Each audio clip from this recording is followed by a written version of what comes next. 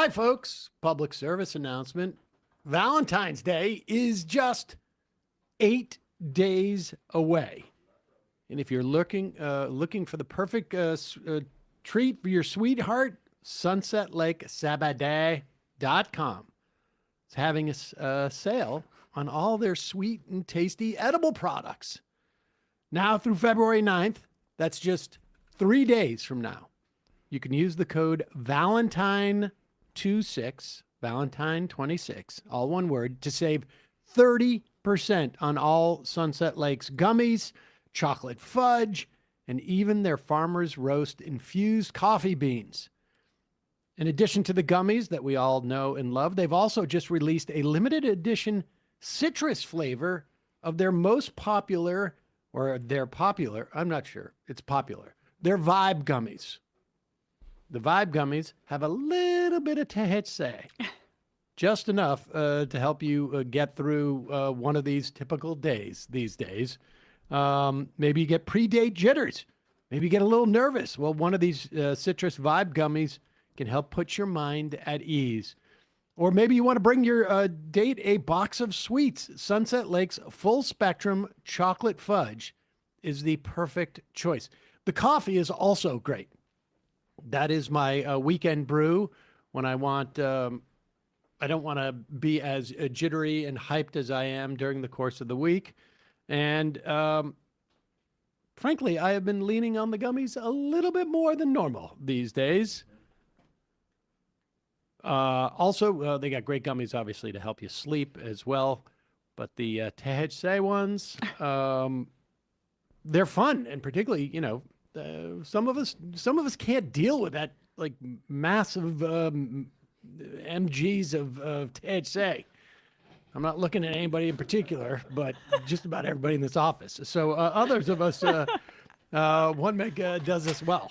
Some people think they can handle it, and then they don't handle it that well. That's happened to me as well. Are you talking about yourself? Yeah. Oh, yeah. We talked about this. I mean, I think people have seen that. Okay. The code again, Valentine26, Valentine26, no spaces, all one word. It's sunsetlakesabadee.com. You'll save 30% on all edibles. This sale runs through February 9th at 11:59 p.m. Eastern. As always, see the site for full terms and conditions. Check it out. And now time for the show. The Majority Report with Sam Seder, where every day's Casual Friday. That means Monday is Casual Monday, Tuesday, Casual Tuesday, Wednesday, Casual Hump Day, Thursday, Casual Thurs, that's what we call it, and Friday, Casual Shabbat. The Majority Report with Sam Seder.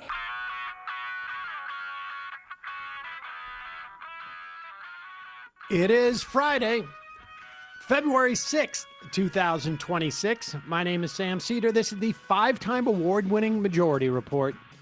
We are broadcasting live steps from the industrially ravaged Gowanus Canal in the heartland of America, downtown Brooklyn, USA. On the program today, Jeet Heer, national affairs correspondent for The Nation magazine and host of the Time of Monsters podcast. Then, Dan Osborn, independent candidate for U.S. Senate in Nebraska, on the story of the Tyson plant that is going to close down in a town of 11,000 people. Almost half of them are employed by that Tyson plant. Also on the program today, major upset likely brewing in New Jersey's 11th district special election. This as AIPAC is hoisted on its own petard. You love to hear it. We'll talk about that more, obviously, soon. DHS shutdown grows more likely as Republicans rebuff Chuck Schumer's capitulation. U.S. and Iran in direct talks today in Oman. Virginia Democrats unveil new gerrymandered map with 3 potential Democratic pickups. January layoffs, highest in a January since 2009. That's in the wake of the massive financial crisis. Project 2025's Schedule F is about to be implemented. It will strip tens of thousands of federal employees of their civil service status. Trump convening a meeting of FBI and elections officials in an unprecedented attempt to federalize elections. Oklahoma eliminates tenure at all of its public colleges. Day 26 of New York City nurses' strike, reportedly some progress. Senator Ron Wyden is sounding the alarm on CIA activities. We just don't know what he's sounding the alarm about. Yeesh. UAW reaches a tentative agreement, historical one, with Volkswagen in Chattanooga. And lastly, just moments ago, Mamdani signs an executive order in New York City protecting New Yorkers from ICE. All this and more on today's Majority Report. Welcome, ladies and gentlemen. It is Casual Friday. Says Yes, it Emma is. Vigeland. I get distracted. Someone just reminded me. In Indiana, there are Democrats running for every state Senate seat for the first time since 1974. Wow. Yep. Wow. All right. So we will see. I mean, there's going to be there's a lot of things happening on the electoral front. A couple of days ago, was it a couple of days ago? Was it the beginning of the week when that special election in Texas happened? I think it was, yeah. Was it 6 months ago, or was Monday. it like 4 days Yeah, ago? I think that was Monday. That Monday? we got the news of that. Okay, elections on Tuesdays. It's throwing us. It's too much. We're exactly. already thrown off. Like the NFL on Thursday now? Yeah. What are you doing? So at the beginning of the week, there was a special election in Texas in a state Senate seat where the Democrat made up 31 to 34 points. Donald Trump had won that district by 17 points, and the Democrat ended up winning it by something like 14 points. So maybe it was 31. That's a 31-point swing. It was also potential harbinger of what will happen in the midterms, because it suggested that the gains amongst Latinos that the Republicans had made had completely reversed themselves. And of course, those gains were in many instances in the redistricting in Texas, the basis of these new districts that it may have turned out to be a dummy mander. And now this in New Jersey, this is a Democratic primary. A Democrat is more than likely to win this district in the Very general blue election. district. This is my hometown district, so I'm quite proud of this result here. It's a heavy homeowner population, one of the wealthier districts in the country. It's a northern New Jersey suburb of New York City. And this is Mikey Sherrill's old district, and now that she has become the governor of New Jersey, they had to hold this special primary. So this is the primary here, and we have the results. Over 90% of the votes are counted. There's still some ballots that need to be counted, but it's razor-thin margins. Mejia, the progressive candidate, the WFP candidate, former Bernie 2020 organizer, AOC endorsed by AOC, endorsed by Bernie, Warren, among others, is now ahead by around 600 votes. And there were a bunch of outlets that called it for Malinowski really early on in the night. And she had this Well, late we should tell people who surge. Malinowski is. Yeah. Malinowski is a former congressman. Here, leave that up. Malinowski's a former congressman, a moderate, I think you could say. Definitely, yeah. And by moderate, sort of like a corporatist, Right. conservative. I mean, however, and he had been a very faithful, and this is sort of like maybe the icing on the cake. It is a five-way race. And Malinowski was certainly favored I mean, significantly. I think. Significantly. And Malinowski has been a faithful funder of Israel, although he did say he was open to the idea, just open to the idea of potentially conditioning aid to Israel based upon, how genocidal it becomes. And that pissed AIPAC off. And they wanted apparently to make an example out of him, saying like, you could be 95% of the way that we need you to be in terms of lockstep genocidally voting or whatever. But if you're not 100% with us, we're going to spend a boatload of money on and help one of your opponents. That's way there, who came in third.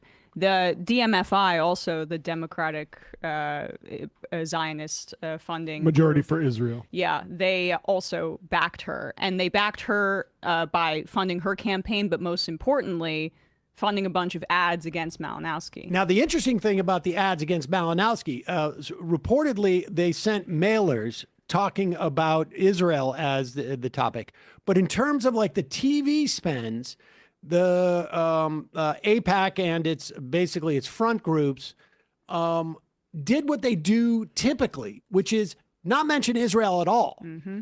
And in fact, attack Malinowski as if they're attacking from the left. And they made a wild miscalculation in this instance, because the benefit of these attack ads ended up going to Meha, not to Wei, who was their preferred candidate.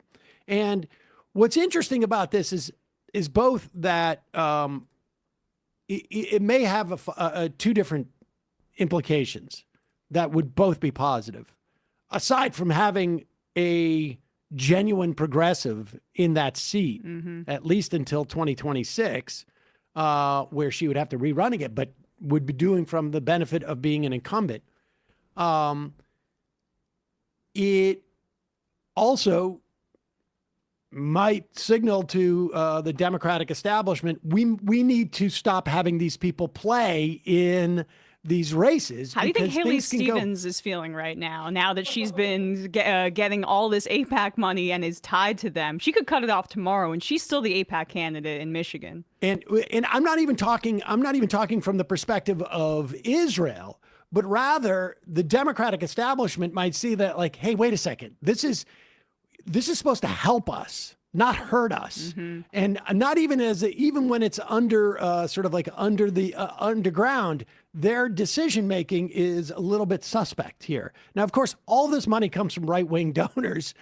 So at one point, the Democratic Party might want to make some type of, and the best they can do is simply say, we're not going to provide you funds if there are outside expenditures that benefit you in any way, et cetera. There's ways of them at least discouraging it.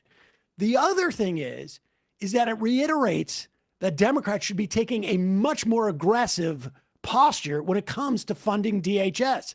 Here is that ad. In the special election to fill Mikey Sherrill's House seat, Tom Malinowski says he'll stand up to Trump. But hold on. In 2019, Tom Malinowski voted with Trump and the Republicans to fund ICE. More than $200 million for Trump's deportation force. $200 million that got us this? Democrats called Malinowski's vote a blank check for the Trump administration and a betrayal. We can't trust Tom Malinowski. Pause for a sec. He is responsible. Wait, who's responsible for this ad? What does it say there really quickly? I just wanted to read the bottom. Can't trust Tom Malinowski.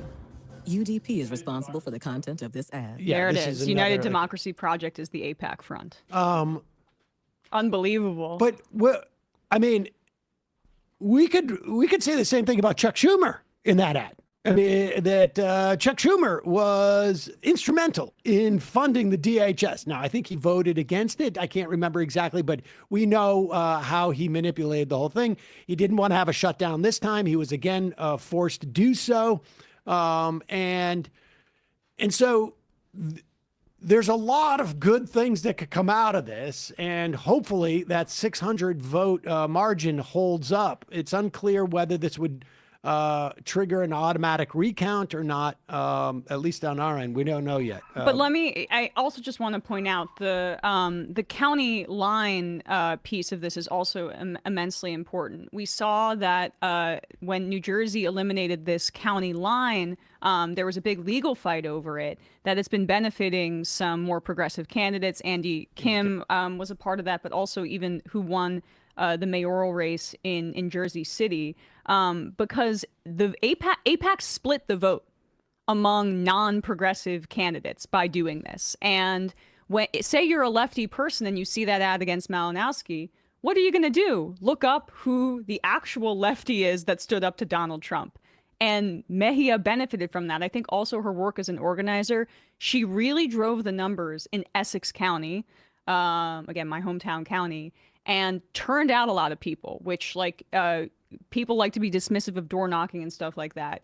But her work in that area made a major difference, and it was incredibly implausible, because in fourth place was the guy Brendan Gill. He was the Essex County machine Democrat who normally would have gotten this position on the ballot that would have been favorable prior to this legal challenge, where instead of grouping candidates by office, as ballots tend to do in New Jersey prior to 2024, they were grouping them by the party line. And the party line would be the Democratic machine in Essex County or in other areas of New Jersey putting their candidate forward. And that had it made a major difference in privileging them on the ballot. It looks like, oh, this is the Democrat. This is the person you should support if you support these other candidates. And he came in fourth. So the candidate that AIPAC spent on to elevate came in third. The Democratic Party machine candidate came in fourth. And Malinowski had a lot of name recognition, but he was still kind of stuck in the middle. And Mejia looks like she could come in first here. So, I mean, it's really, really important. And this is not a commie corridor district by any means. I mean, there's a lot of homeowners. It's more affluent. But it means that perhaps this Democratic Tea Party is here. And if Mejia can win in that kind of district, lefties can win all across the country. So we'll keep you updated on that count. In a moment, we'll be talking to Jeet Heer, national affairs correspondent at The Nation, host of the Time of Monsters podcast, and Dan Osborn, later independent candidate for U.S. Senate in Nebraska, his most recent polls show him just about tied, if not statistically tied, with Pete Ricketts. But we're going to be talking to him about this Tyson plant in Lexington that is slated to close in just days now, I think. First, a word from our sponsor. This episode is brought to you by Wild Grain. What is Wild Grain? It is almost too delicious to even talk about at this time of the day. I mean, honestly, like as soon as I saw the ad and both, I was like, oh, this is the ad we're doing today. And both Brian and I were like, God, that was so good. Wild Grain is the first baked from frozen subscription box. It provides for you artisanal breads, seasonal pastries, and fresh pastas. I had forgotten about that. I think I had a ravioli that was unbelievable. All of these items bake in less than 25 minutes.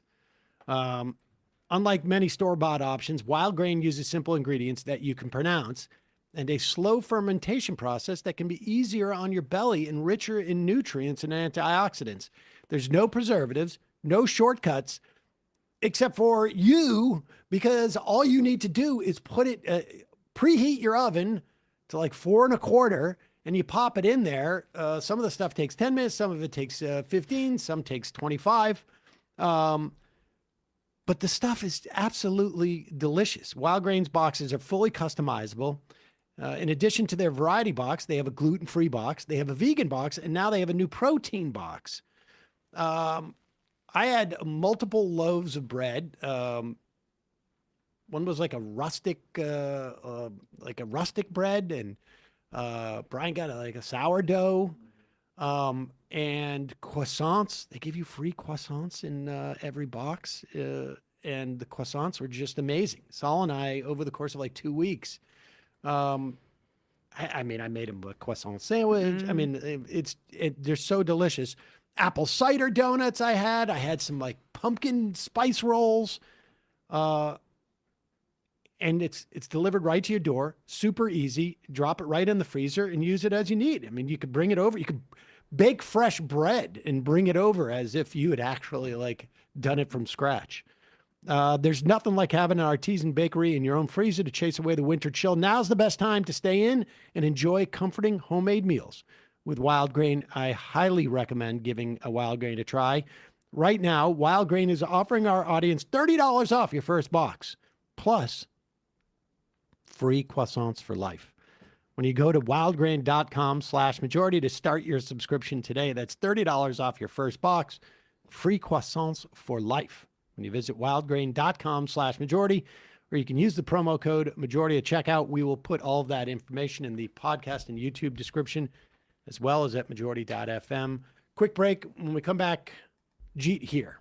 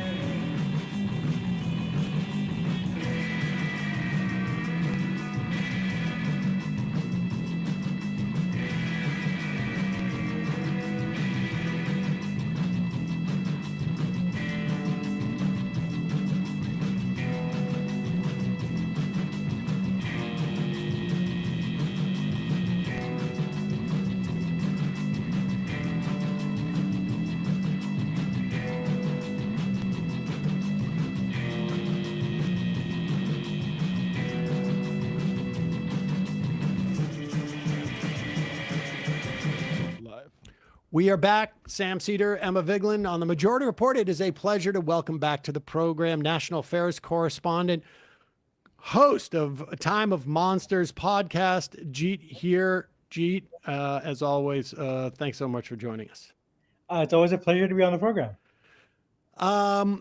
Quite a bit of news this week, but arguably the biggest news, arguably. I mean, honestly, like I just want to contest that a little bit, because 60 Minutes had a repeat show of celebrity interviews, which to my mind indicates that there is not a lot of news, but continue.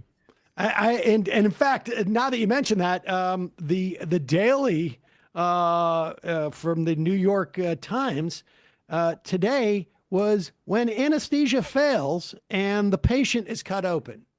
That was what the Daily. That's what people New are York talking Times about. was. Huh.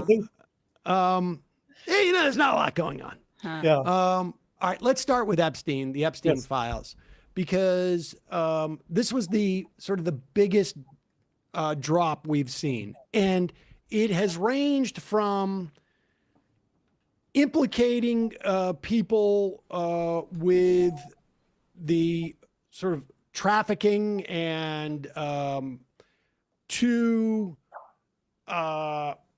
stuff about actually like Epstein's death with new revelations about that, and sort of the myriad of financial ties that Epstein has to not only things like Palantir and Peter Thiel, but also like in the founding of Bitcoin, and in like sort of the genesis of stuff coming out of 4chan. It's like It's crazy. It's like literally you would not write this in a novel. I mean, I'm a big fan of Thomas Pynchon, who writes many novels of like a lot of conspiracy theories, a lot of wacky stuff, actually a lot of like sex crimes. I don't think like this is actually like wilder than anything Pynchon has ever written, which is saying something. And yeah, it's almost, you know, like a James Bondian villain that somehow happens to be at the scene of every major crime of the last 30 years. And we've seen like a series of resignations in Europe. We just saw a resignation in this country. A partner at one of the biggest law firms in the country had to resign. And also the head of the School of Visual Arts in New York, Ross. I don't know if you saw that, but oh no, I didn't see that one. Yeah. He's So let's. What do you think is the most? I guess it's hard to pick one, but give me your top 2 or 3, like sort of like most important takeaways from what we now know about Epstein. Yeah, I mean, first of all, it's the extent that the wealthy and powerful people that he already knew, who are already part of his network.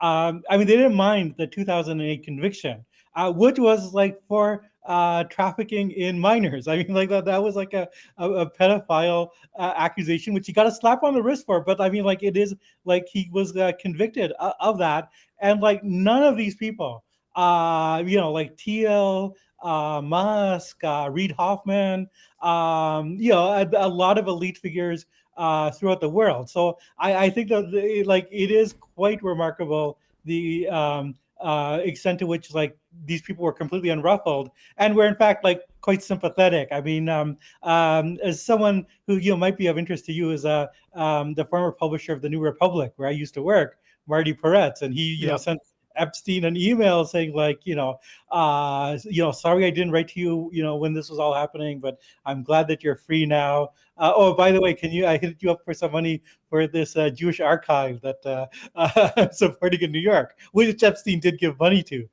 So I think that like the one big takeaway is like what the crimes that Epstein was already known to have done by the world in 2008 were absolutely not a deal breaker for like a wide swath of the global elite. The other big takeaway is the exact nature of this elite, which, like there's all sorts of speculation, was he a Mossad agent or a CIA agent? And I think I've been on before and it said, that's the wrong way to think about it. This guy was like, that's like a junior position. Like he is, right. Like an asset is not working with the former Israeli prime minister. This guy is a power player in the world, and the social world has a couple of nodes. One is Silicon Valley, like all those people, Thiel, Zuckerberg, Musk. The other node is New York financial world, the world of banking. The other node is sort of European politics, London being the sort of counterpart to New York. And then the other node is like these international connections he also had with oligarchs, Russian oligarchs, wealthy royal families in the Middle East, and of course the Israeli national security state. And that all of these, like, he is like a figure in that world, and he's kind of like the fixer or the connector that brings everyone together. I think one way to think about it is it's a sort of like classic figure whose talent is really just to be able to bring people together. Like there are people who are like good at partying and good, who know how to throw good parties. There's a couple of things just to unpack those two. Like first off, we still don't, as of yet, it does not appear that we have any more insight into how he got so rich. No. That is really unclear. I think there's some little bit more clarity in some of the stuff I've seen, that he had sort of started off with the International Bank of Credit in the late 70s and early 80s, which is very interesting because that's a very dirty bank. Very dirty bank, and linked with like the CIA, and it also explains the interest that he and Bannon had in trying to influence Vatican politics, because as people might know, the Vatican Bank is actually like a major bank, and it actually has a lot of like power because it is like a national bank that is not like under any sort of democratic regular control. And there have been all sorts of scandals where it's been a sort of conduit for money trafficking. Yeah, I mean, I think if you think of the what is it, I forget what the exact BCCI, Yeah, and yeah. they were a big BCCI, conduit CIA. in Iran Contra. Yes, they were And so involved they, around. all right, so we have like a vague notion, but it's still unclear. Like, Yeah, we know no. his affiliations, but like, how did he? But maybe Iran Contra is the best place to start. I mean, and just like, well, one, understanding this informal network of elites that are actually calling the shots and breaking the laws of nation states and realizing we're like kind of transnational actors. We can operate above that. That's where intelligence comes in. But, you know, I mean, Maxwell's father, Robert Maxwell, was also involved in intelligence, KGB, and Mossad. He was arms dealing. And Jeffrey Epstein cut his teeth doing some arms dealing too. So I think Iran Contra is a really interesting place to start, where it's a big network of money laundering, financial ties to these big corrupt banks, and the national security state of a variety of different countries associated with the West. Yeah, and actually, there's a direct echo of Iran Contra in the recent stuff. During Iran Contra, everyone knew that like the conduit for getting the weapons to Iran was Israel, and in all the reports, it was always referred to as third country. The third country was a euphemism for Israel and for Saudi Arabia because they didn't want to name them. And it was very interesting that right now in England, Starmer, trying to defend himself, says, you know, if more stuff comes out, it could endanger security in the UK, the USA, and a third country. Yes. So guess who? Yeah. All right. So we have all these people who were not in any way hesitant, despite Epstein, you know, sort of getting a plea deal, I guess, for the 2008 stuff. Now, you know, there is a world where it's like, okay, you've served your time. And go forward. I just address that because I mean that is something that's actually like what unfortunately for me tragically Noam Chomsky said, and like, but I think that you serve your time only works if someone is like sufficiently punished, and you know if you have someone who's like gets a slap on the wrist, then you can't say they served their time, right? And not only can't say that they've served their time, but it's quite clear that there is and I don't know about each individual, but a general awareness that this is not behavior that is stopped. This is not like a one-time thing, that there is like a systemic, like that's what this guy was known for, it seems like, throughout these circles, and everybody just sort of looked the other way. But the revelation of like how this guy was able to operate in this fashion, that his money opened up all these doors, and he was creating all of these sort of like networks. There is a quality where we're starting to sort of get a notion of how they live, how these people live, sort of skipping above all of the constraints and capital constraints, legal restraints, social mores constraints. They just sort of skate above it. Like I've told this story many times before, but like I had a listener who had once ended up at a dinner party or like a fundraiser next to Robert Rubin, and Robert Rubin was complaining about the traffic in New York City, and he obviously wasn't driving himself; he was in the back of a town car or whatever it was, and he had called the assistant mayor to complain about the traffic. And this listener asked him, like, where were you? And he goes, I'm not sure. And, like, he had no idea where he was in the city, because that's irrelevant. It's just like, and just the fingers that he had in so many different pies, it's almost unbelievable. I mean, it's almost like He's a fictional character just to express a dynamic. Yeah. No. I mean, if he didn't exist, you would have to invent him. And I guess the whole sort of question is, who invented him? Like, who found it, it useful to create this guy? Because it was like, this guy was like a college dropout math teacher like at a private school who suddenly, as you said, became very Whose wealthy. father, Bill Barr, was the headmaster, we should say, at the Dalton School. Yes. And so, but do you think there was someone that created him? I mean, I know. It's like, I think that he took advantage of opportunities. And to go back to Emma's sort of point, this was like a period where there was a kind of like deregulation of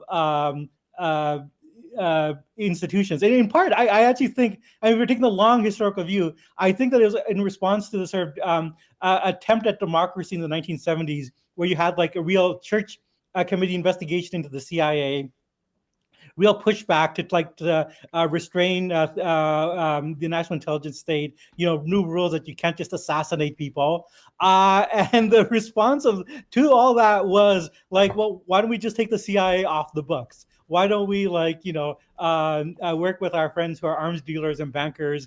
And in that world, if you're someone who's like very good at connecting people, very good at you can function very well. And this is where the sort of sex trafficking thing gets tied up, because the way, I mean, he was a pimp, and the way, and that turns out to be a very good way of creating social networks, that you create this bond with other with rich, wealthy men. And you have the sort of the loyalty of transgression.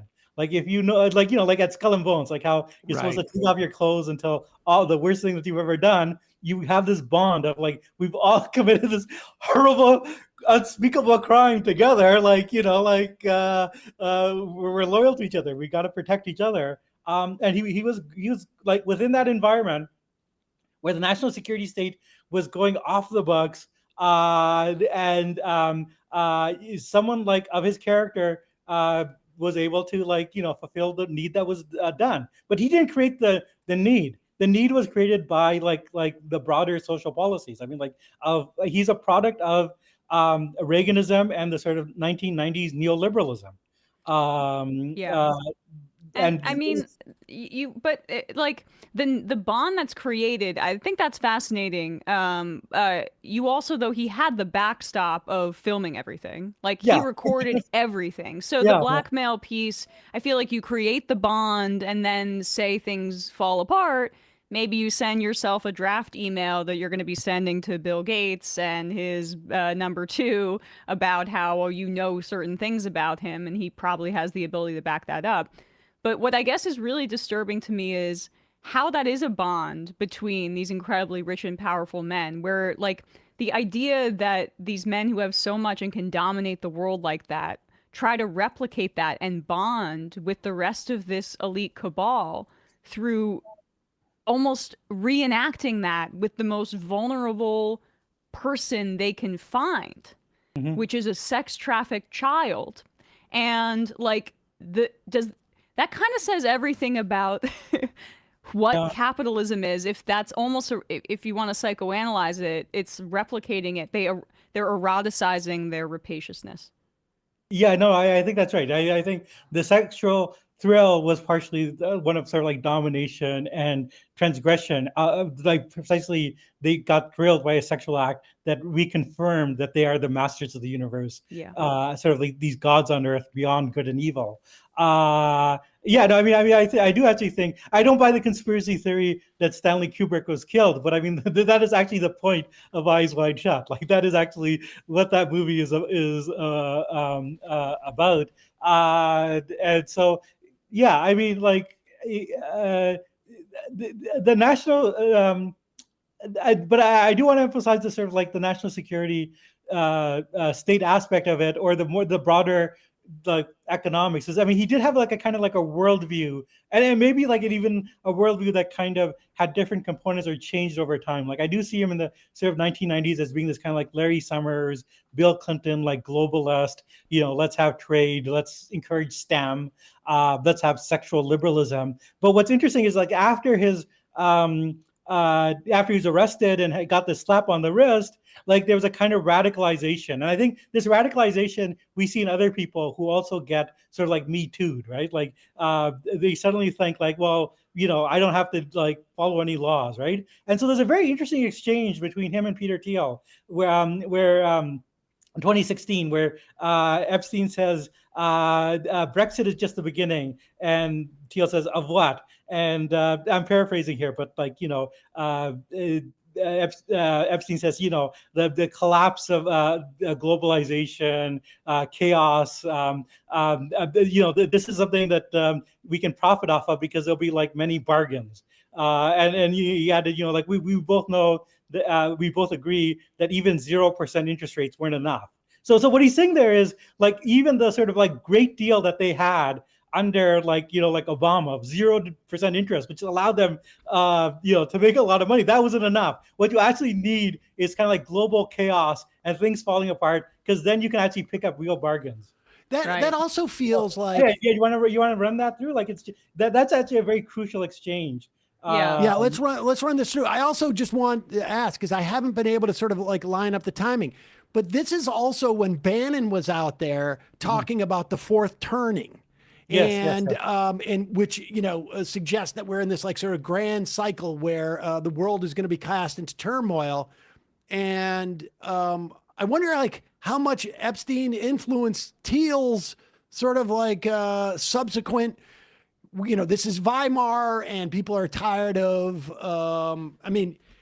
Thiel was certainly down the road of being anti-democratic. Thiel was sort of like already in that direction, but I think that the major turn was that they suddenly realized that chaos could be profitable. We also see this actually like in 2014 with his exchange with a banker, where he says, like upheaval in Ukraine has many opportunities for us. Or his exchange with Barack, where he says, Syria, he mentioned Ukraine and a few other places, saying like, there's going to be a lot of desperate elites, and this could be like good for business. All right, let's go through this because it's interesting. And we should say that the equal signs here are just a function of like the sort of like taking the whatever the original formats they were in and putting them into sort of like files. I think actually no, like Epstein typed this way. No. Really? I don't think so. Yeah, no, it's a formatting error. Oh, it is? Okay, Yeah. I'm sorry. He had a lot of spelling errors, so... He had a lot of spelling errors, and there's some that have also speculated that part of this might have been done in the formatting as a way of making it hard to search, although it doesn't make sense that way in my mind. But here it is. So Epstein writes to Peter Thiel, sort of unsolicited on June 26, 2016, Brexit, just the beginning. Please note. And then... Thiel writes back, of what? And Epstein, return to tribalism, counter to globalization, amazing new alliances. You and I both agree, zero interest rates were too high. And as I said in your office, AO, I'm not sure what that is, finding things on their way to collapse. Was much easier than finding the next bargain. And is that the end of the exchange? So he's basically talking about the business opportunities. And it's the old sort of Silicon Valley model that you had in the Facebook era. You find this young upstart unicorn, you invest early, you make a lot of money. That's not working anymore. And so what you actually need is a world of tribalism and chaos, because that will drive the prices of businesses down, and then you can pick up bargains along the way. I mean, this is all the sort of like, this is like post-Iraq. It's like post, it's the World War, post-World War II. I mean, shock doctrine. Every crisis ends up being an opportunity in this way. And it's interesting. At what point does, I mean, I've read, and it's sort of hard to sort of like parse between what you're reading is sort of conjecture or not, but it seems like Epstein was involved in helping create Palantir, or at least, sort of like bring it into the next level. Yeah. And also, there's some like that he appears to have been heavily involved in the creation or the sort of acceleration of Bitcoin. Mm-hmm. Yeah. And I think both fit into this like world of chaos like model. Bitcoin with the idea that like you want to undermine fiat money and the sort of control that nation states have over currency and create this alternative model. With Palantir, I mean, it's actually very funny because he introduces Ehud Barak to Thiel, and there's an audio of this, and he's like, to go back to Emma's point about the spelling, like he's spelling out both Thiel and Palantir to Ehud Barak and getting the spellings completely wrong. Like this guy is like whatever his talents were, they were not. He was not a spelling bee champion. But the idea was like early sort of like investor encourager Palantir, but especially with the Ehud Barak connection, Israel, and he's like not just a former prime minister of Israel, but like former defense minister. Israel, is the place where these technologies of surveillance and destruction are tested out. There is, as a great book says, there's the Palestinian laboratory. This is the Gaza and the West Bank are research and development sites, for the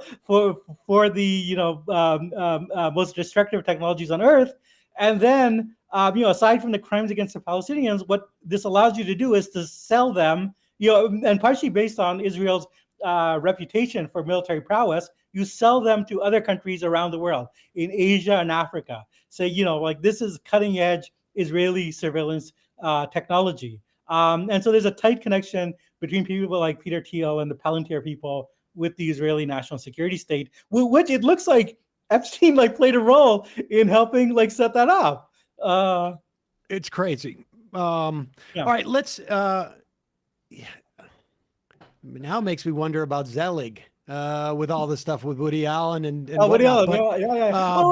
Actually, I want to bring in the aspect of comedy, because I saw that interview you did with Brace Belden, where he talked about how like Epstein was apparently like, we have photos of this. He's on the site of Woody's last few movies. Oh yeah, he seems to have been very close with Woody Allen, going to the sets quite a bit. What could they have in common? And he also seemed, I mean, because I definitely want to get to this other topic here, but he weirdly did not seem to be too plugged in to Hollywood. In any way. I mean, he seemed to like comedians, and so he had a couple of dinner and.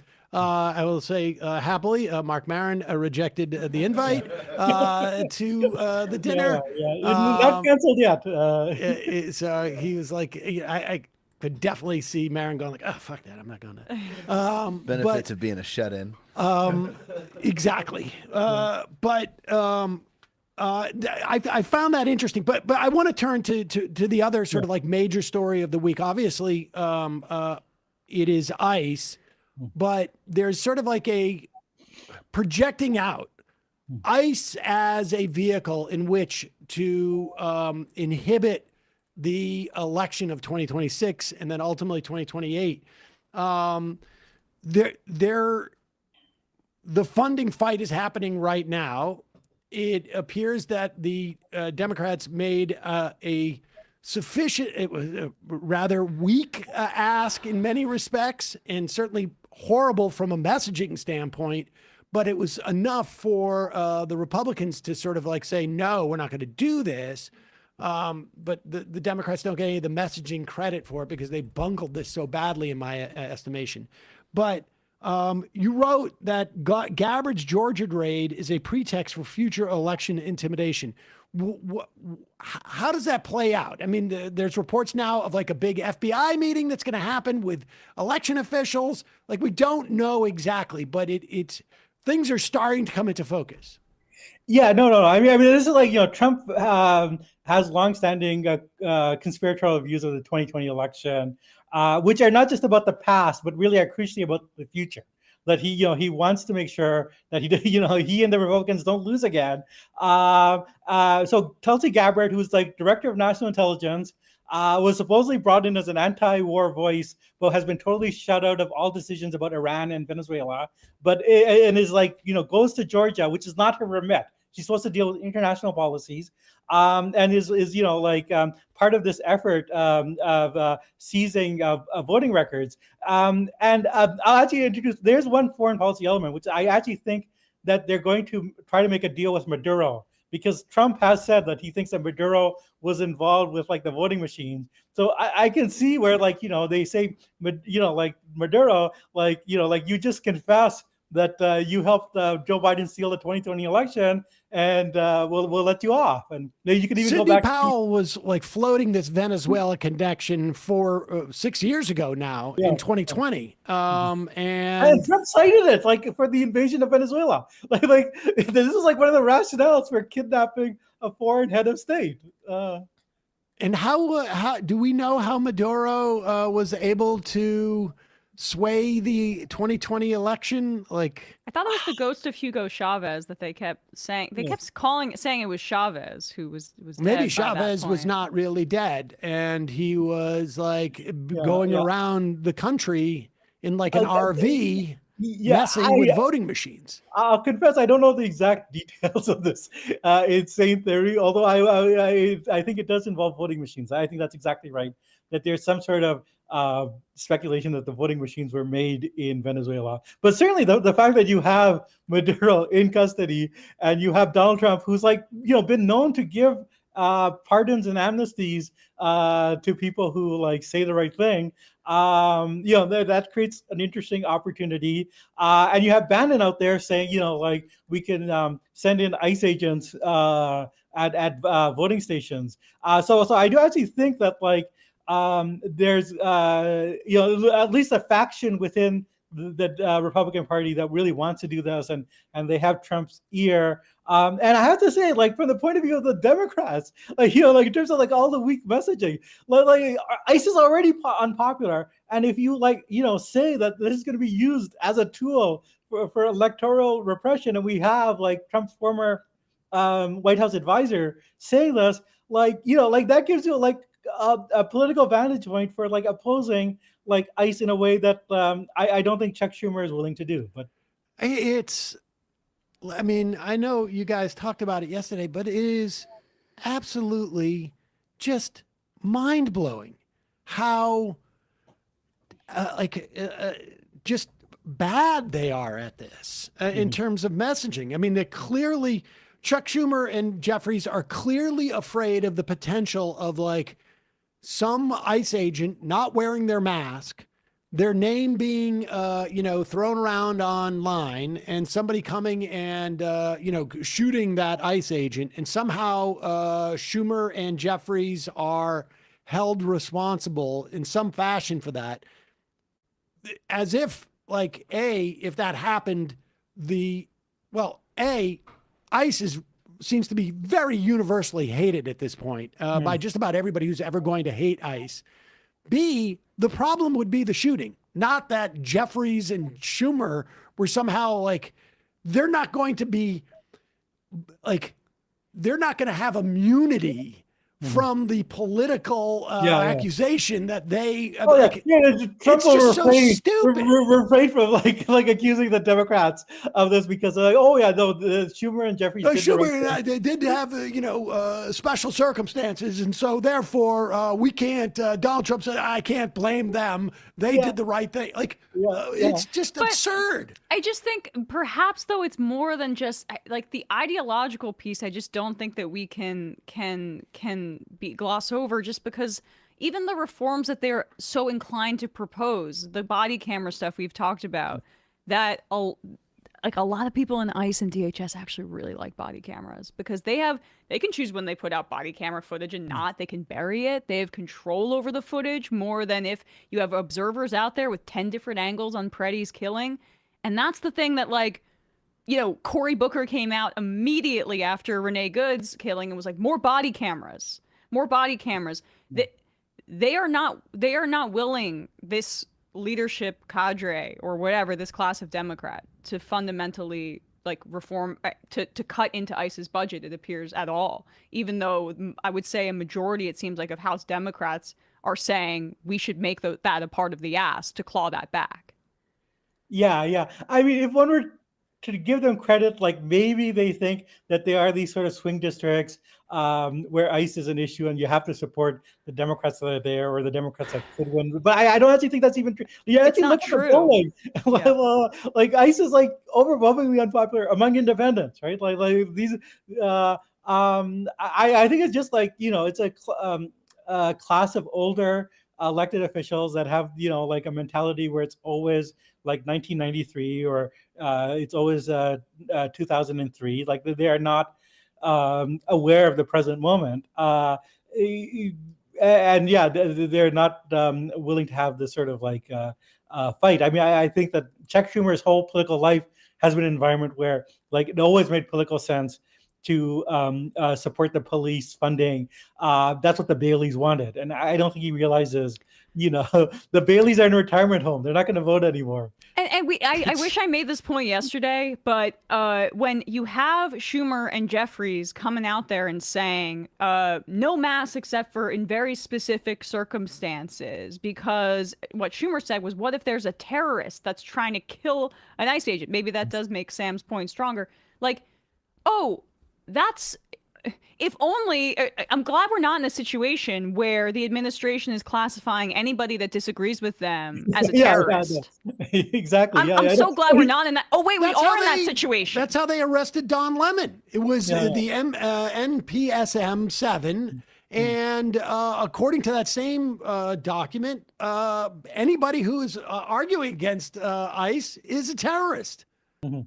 Yeah, no, I mean, there have been cases like down in Texas of, protesters who might have actually, committed what are normally criminal acts where they'd be prosecuted, but like it's up to the level of terrorism, which it clearly is not. It's a very disturbing thing. And yeah, I mean, like Schumer and Jeffries are basically validating some of Trump's worst impulses. They're giving like ideological cover for this. But I mean, this is something we've talked about before. Like, I don't think like any sort of political progress is going to come from that faction. They need to be deposed. I think, the positive thing is that they're good signs that the party's heading elsewhere, as we just saw with the with the primary in New Jersey last night. So, I mean, you're going to need a leadership change before things get better. Yeah, I mean, I think that's the case. It's just impressive to watch this level of, it's just incompetence. I mean, it's just a political incompetence. Like even if I at least in the context of DHS, I just think that like, if you're going to ask for masks not to be worn, which I think you should, because in my mind, you can cut funding. They're going to move funding around. They're never going to have a funding problem. I feel like they could lose 50% of their budget right now, and they'd still be fine. All they're doing is just giving it out in contracts for detention centers. They have so much money, they don't even know what to do with it. They don't have the mechanism in which to deploy it properly. But on a very real basic level, if these ICE agents had to go around showing their faces, I think they would feel extraordinarily naked and unprotected. Well, I mean, ICE already has a sort of morale problem. There are people quitting left and right because it's not a good job if you're going out there and ordinary Americans are like yelling and swearing at you because they hate you. But I mean, like Schumer, I mean, it is political malpractice, but it's malpractice because on this issue, as others like Schumer and Jeffries fundamentally agree with Trump. Like their worldview is like, Trump's going too far. He's incompetent in how he's enacting these policies, but the policies themselves are right. And I think that the line we have to take is like, no, you should not have the federal government have like its own Gestapo force, which is used for political purposes against Americans, whether they're documented or not. Like it's unacceptable. Yeah. Do you have any sense of like, I don't know if you paid any attention to this Ron Wyden thing. Lastly, Ron Wyden issued a letter to, yeah. I've seen that. Yeah. to Ratcliffe saying, hey, just want to bump up the urgent letter about a horrible matter that I sent you the other day. Which About was just CIA basically activities plural. Yeah. yes, and Yes. I'm sure you remember from the NSA spying era, Wyden sort of issued similar sort of like second order smoke signals, like something's really up. I can't talk about Something's it, but I happening. want Yeah, everybody yeah. to be paying attention here and digging around. Yeah. Okay. So I don't like have any like inside scoop. I mean, there's it seems to be Gabbard related. I think we can be pretty confident about that. Which leads me to think it's related maybe to the stuff about Georgia that we talked about. There has also been some speculation that it might also be related to Gabbard's the strange sort of religious organization that she's part of and which seems to have a No sway. way. I've heard that. Like, I don't know anything more than what That you would be guys nuts. know. And so this would be, so you think it is Gabbard related as opposed to say like Venezuela, because Well, but I CIA, think, what's the yeah. CIA I mean, doing? Venezuela and Gabbard are not two different things, right? Like, Right. I do actually think that they want to make Maduro basically say, Donald Trump should have won that Nobel Prize, and you have the full spectrum of Venezuelan society supporting Trump getting the Nobel Prize. And also, by the way, I and the ghost of Hugo Chavez conspired to elect Joe Biden. That would be the connection, right? There, the CIA would be the ones making that deal with Maduro. Yes, and that this would justify having like the FBI and ICE take over the voting stations at Fulton County, Georgia, which is like where the election is going to be settled in just a few months' time. So I do think that this is I don't want to put this as absolutely factual, but based on all the different stories that are happening and the parts that are in motion, that seems to be a likely guess. Jeet Heer, national affairs correspondent for The Nation, host of Time of Monsters podcast. I suspect we'll be talking about this with you again soon. As always, The thanks fun so never much stops. The fun never stops, Sam. Oh, yes. I wouldn't mind it if it did for a little bit, to be honest with you. But Jeet Heer, thanks so much. Really appreciate it. It's always great to be on the program. Thanks, Chief. All right, folks, we're going to take a quick break. When we come back, Dan Osborn, independent candidate for the U.S. Senate in Nebraska, currently tied in the polls, more or less, to the extent that we know the polling, to talk to us about the recent closure of a Tyson plant in Lexington, Nebraska. 3,200 people lost their job in a town of 11,000. We'll be right back after this.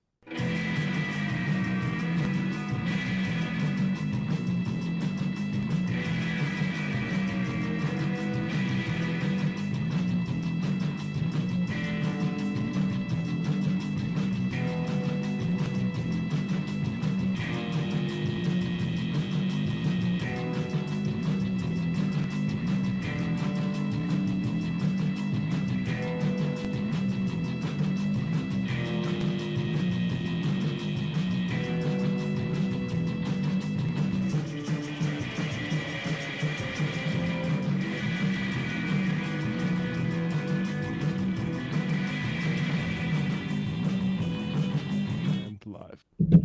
We are back. Sam Seder, Emma Vigeland on the Majority Report.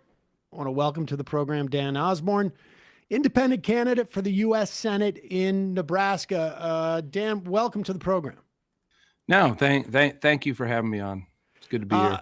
This is your second run at this seat. You came relatively close last time. I want to speak to you about what's taking place in this Tyson plant. We actually have some footage of Pete Ricketts addressing this. But before we do, just tell us a little bit about yourself, why you decided to run for the Senate. Yeah, so I suppose I'm just a regular guy who likes to drink beer and watch football, right? And I haven't always been political. It really wasn't until I was president of my union during COVID. And what happened there was Kellogg's struck, my union struck Kellogg's because of we were fighting for our wages and our benefits, and that made me political. I suppose it opened my eyes to the political world and the fact that this is where I'm at. And shoot, so let's move on to the next question. Sure. I mean, no, that's and I think just taking a people ever take a moment to head over to your website and take a look at your platform, a lot of that is indicative of an economic populism that I think a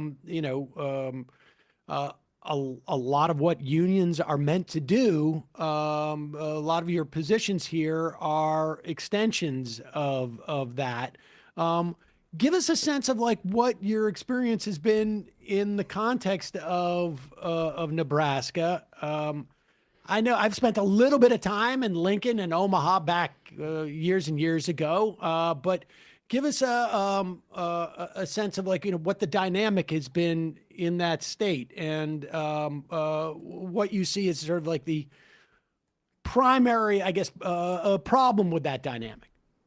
Yeah, well, I've done 200 public events in 2024, advertised, right? Like I go out and I talk to Nebraskans every day.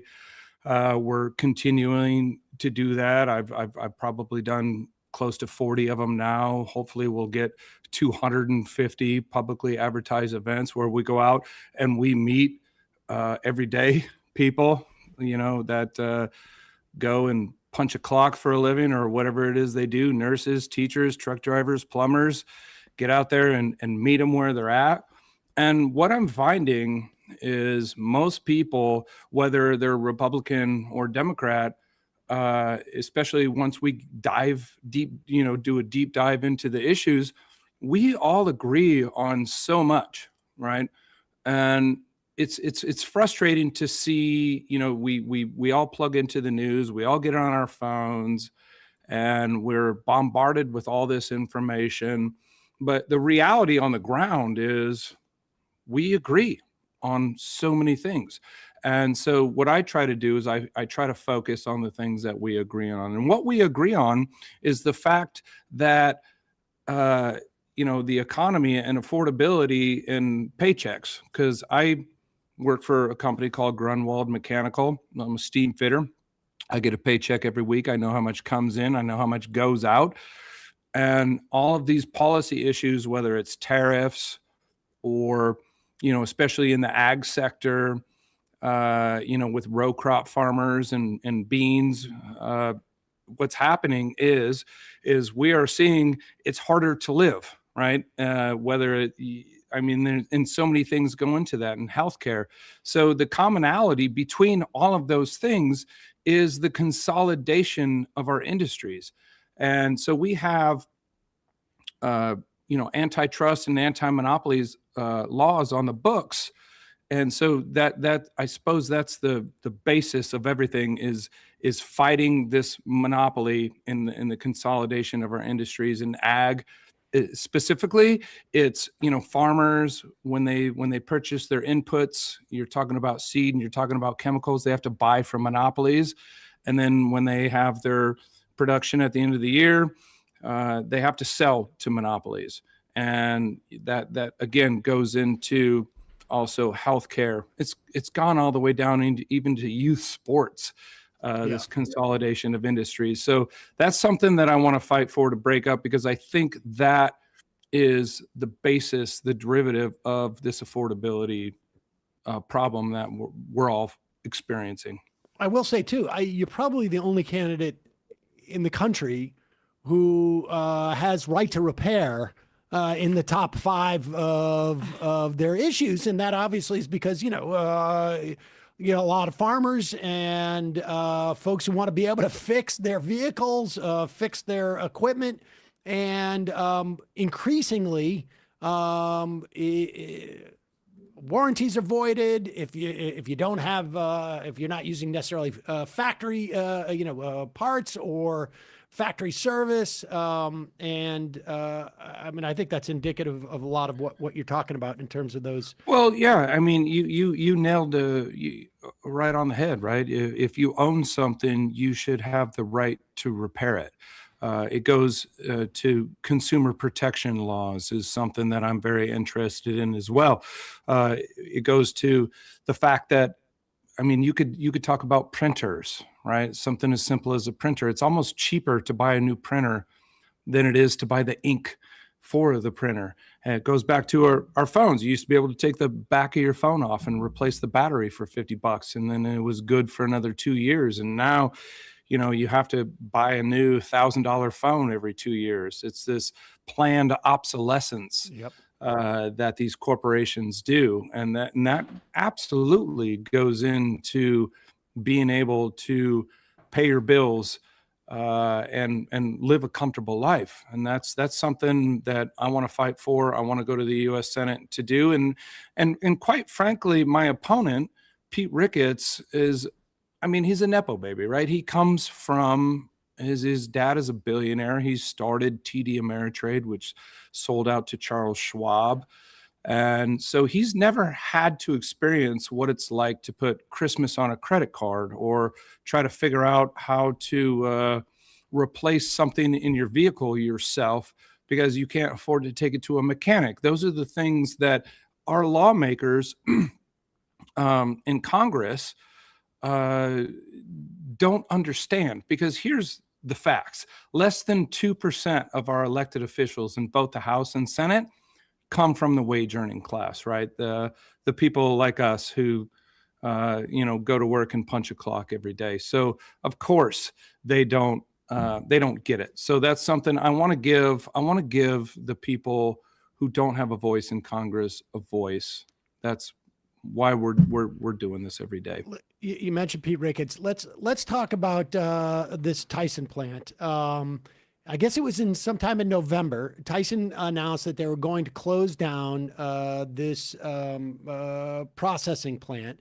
It employs, if I remember correctly, something like 3,200 people in a town, Lexington, Nebraska, of about 11,500, and which, of course, directly employs, I would imagine that another, half of the people, and again, some are kids who have jobs, have those jobs because they're selling to people who work there. Like the entire economy, obviously, is completely a function of that.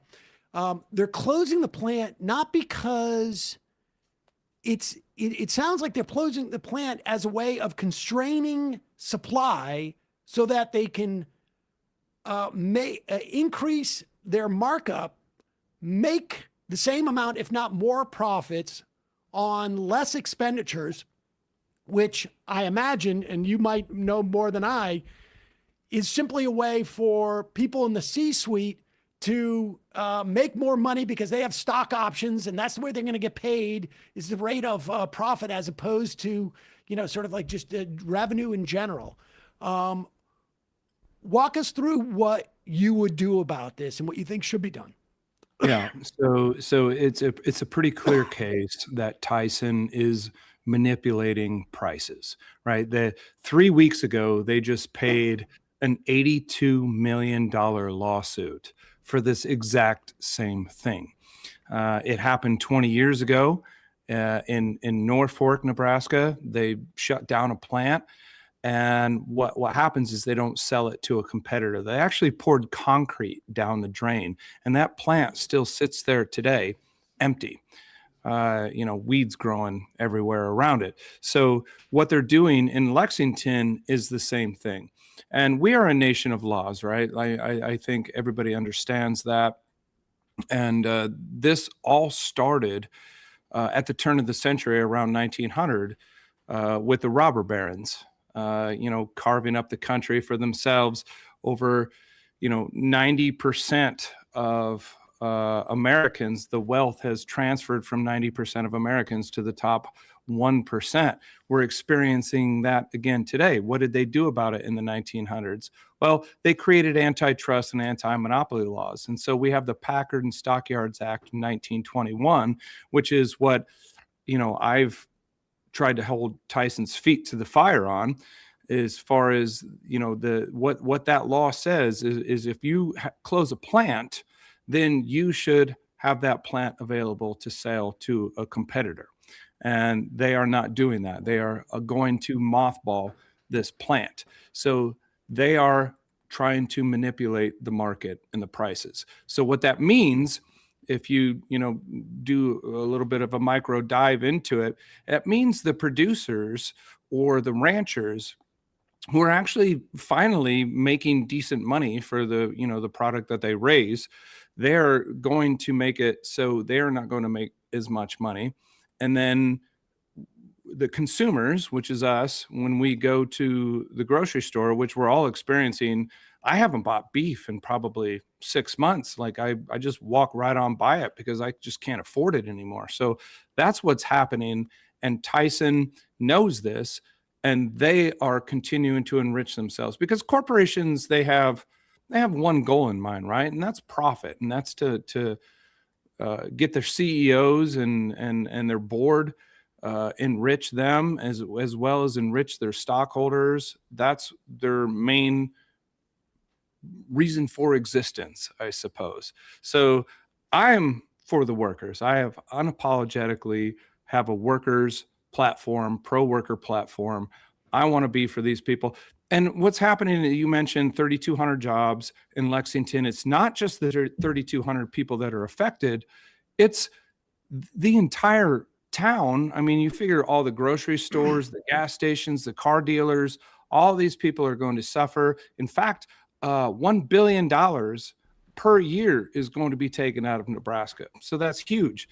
So I went there and I did a press conference to highlight this issue, especially, the antitrust issue that they're violating. And then that prompted Pete Ricketts, my opponent, to come on and say, hey, I'm going to look into this, guys, right? Like, yeah, I'm going to look into it. The day after he announced he was going to look into it, he got a donation from Tyson. And now he's totaled $72,000 from Tyson. And now, after looking into it, he's found that Tyson is not in violation of any law, which is complete BS.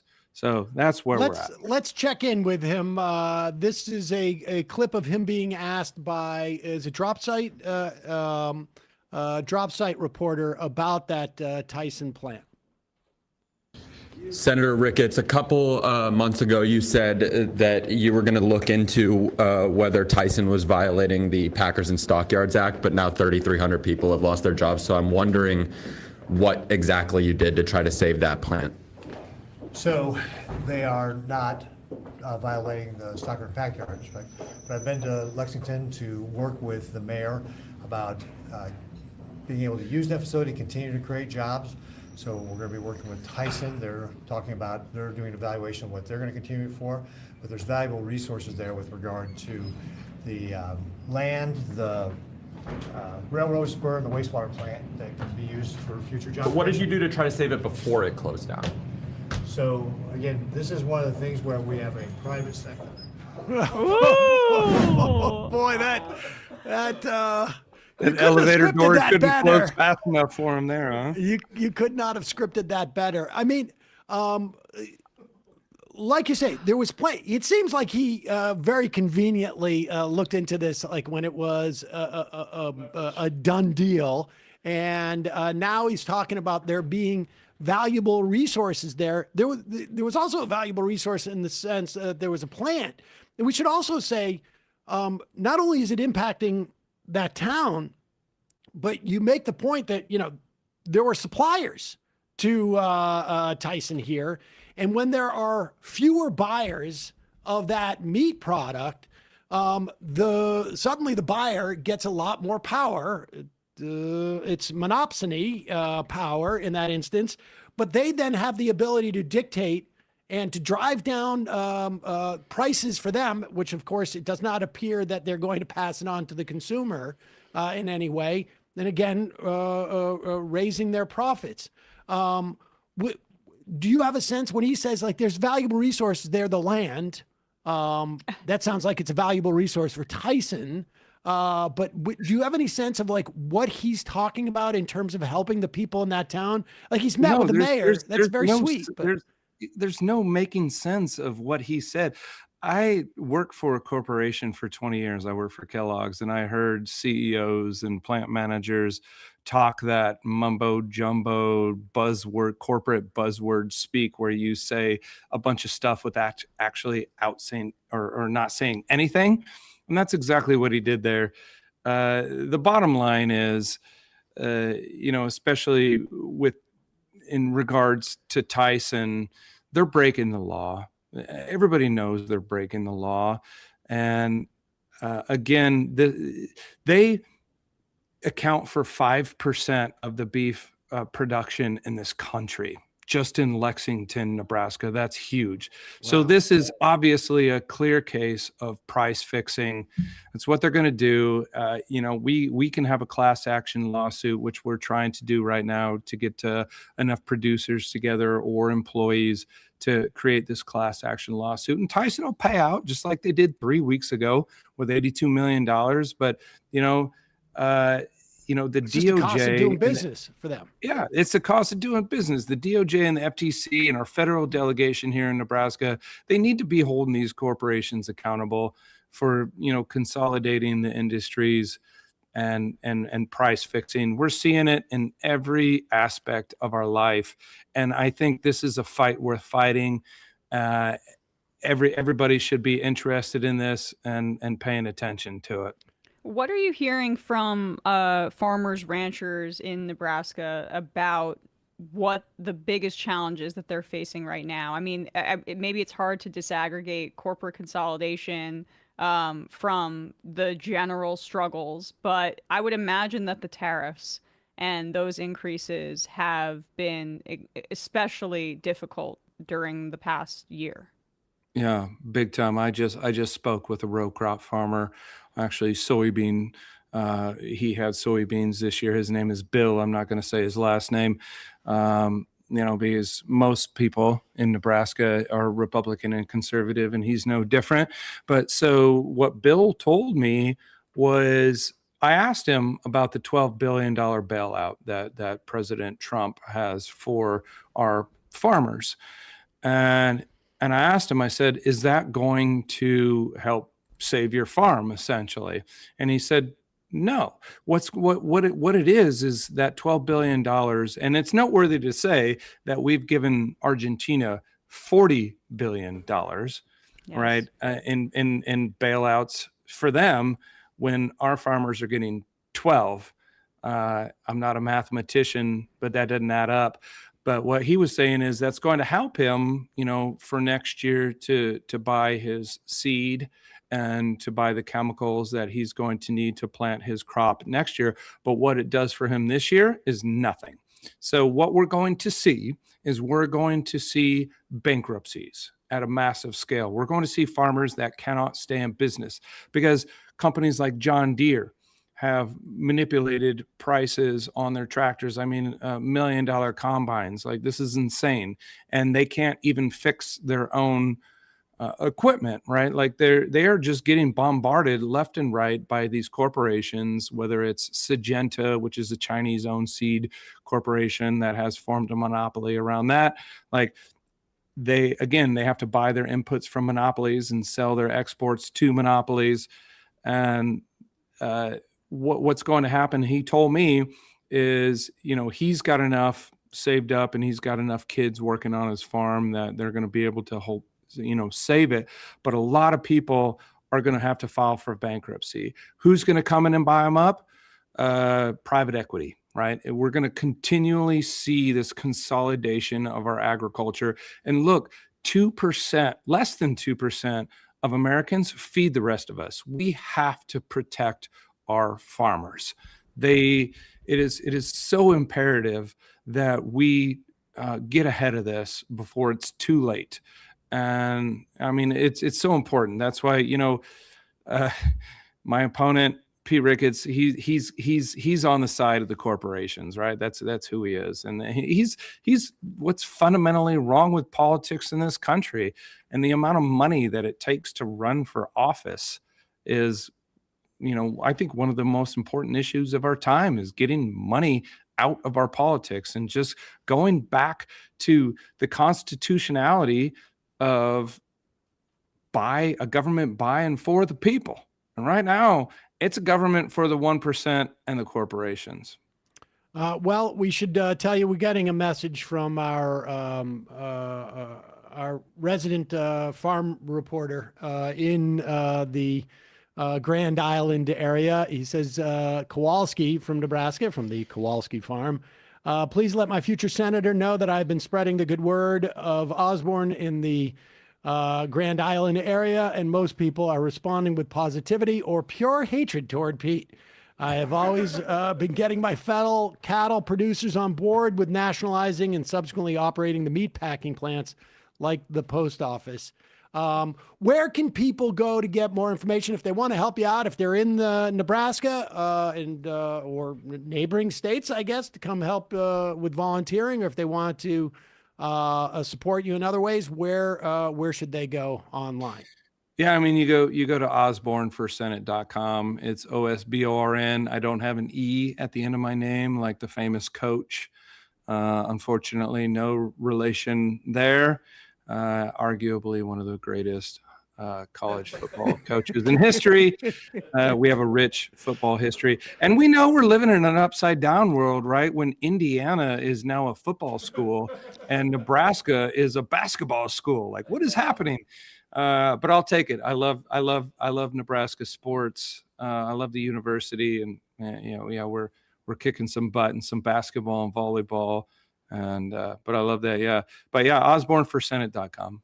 All right. We will put a link to that in the podcast and YouTube descriptions and at majority.fm. Dan Osborn, thanks so much for coming on. Good luck with your race. And maybe we'll check in the coming months. Really appreciate it. No, I appreciate you guys too. Thank you. Thanks so much. All right, folks. We're going to take a quick break and head into the fun half of the program, wherein we will have fun. No side deals. No side deals will happen in the fun half today. Just a reminder, it's your support that makes this show possible. You can become a member at jointhemajority.com. When you do, you not only get the free show free of commercials, but you also get to IM us in the fun half, and you help this show survive and thrive in a rather tumultuous era for, well, just about everybody. Some worse than others. Like how when water circles a drain, it's tumultuous. Exactly. Also, don't forget justcoffee.coop, fair trade coffee, hot chocolate. Use the coupon code MAJORITY, get 10% off. Support this co-op in Madison, Wisconsin. Matt, what's happening in the Matt Leckian media universe? How the fuck am I even supposed to sell this property? Sorry, I just want to. Jacobin show today. I didn't realize how intense he was about that. I mean, that's the one. He gets really animated over his assets, especially when you lose an income stream.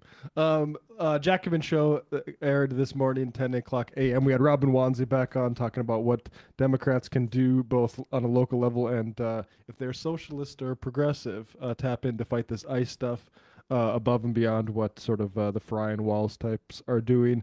And Chip Gibbons talking about how Seth Harp is getting in trouble for journalism, which is now being redefined as doxing. Oh, yeah. And I mean, Seth, whatever's happening with Ross Douthat is hilarious. Oh, my God. It seems like for people that aren't as online as me, the New York Times' Ross Douthat did a debate with Seth Harp about foreign policy. Well, he challenged him. Yeah. to a debate. And And- then they had it. And it seems as if that debate has been buried. And Seth has some texts from like the immediate aftermath of the debate, like that he sent to his editor and stuff, saying it went really poorly for Ross. I did quite well.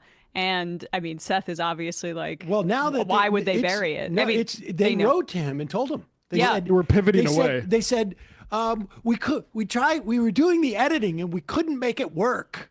And so we're pivoting away. Let me tell you how ridiculous that response is. First off, it's one thing to say we had a piece that we were going to run on our finite amount of television space we have for this program. You know, like not everything that, we can't fit everything into this show because we Right. have a finite amount of show. Right. There is an infinite amount of space on the internet. You've already shot the thing. Editing a 2-person interview, Brian, I know you've done some editing. Yes. Are there times where you're like, gosh, I wish we had some B-roll here? Or why didn't we take a picture of like somebody's isolation on somebody's hands?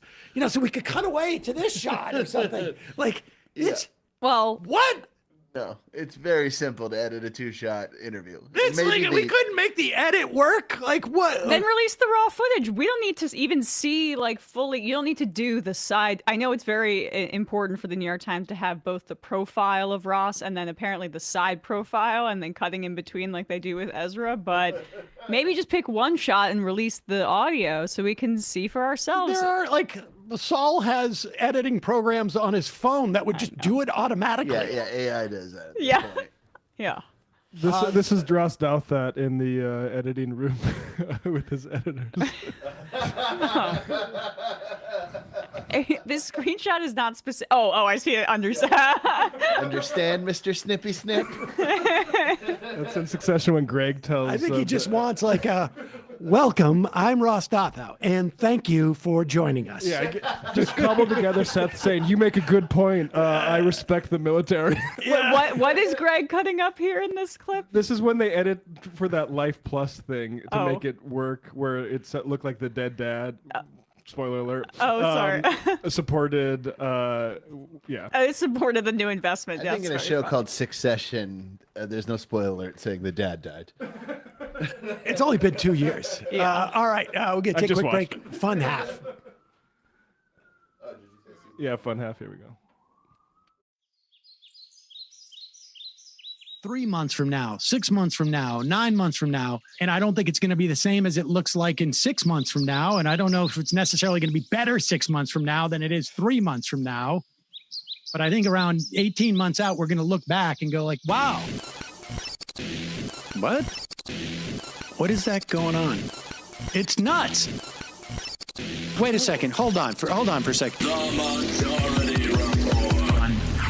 Emma, welcome to the program. Hey. Matt. What is up, everyone? Nomi Keen. You did it. Let's go, Brandon. Let's go, Brandon. Bradley, you want to say hello? Sorry to disappoint everyone. I'm just a random guy. It's all the boys today. Fundamentally false. No, I'm sorry. Women's. Stop talking Oh, for wow. a second and let me finish. Where is this coming from, dude? But dude, you want to smoke this 7A? Yes. Hi, me? This me? Yes. Is this me? Is it me? It is you. Is this me? Hello, is this me? I think it is you. Who is you? No sound. Every single freaking day.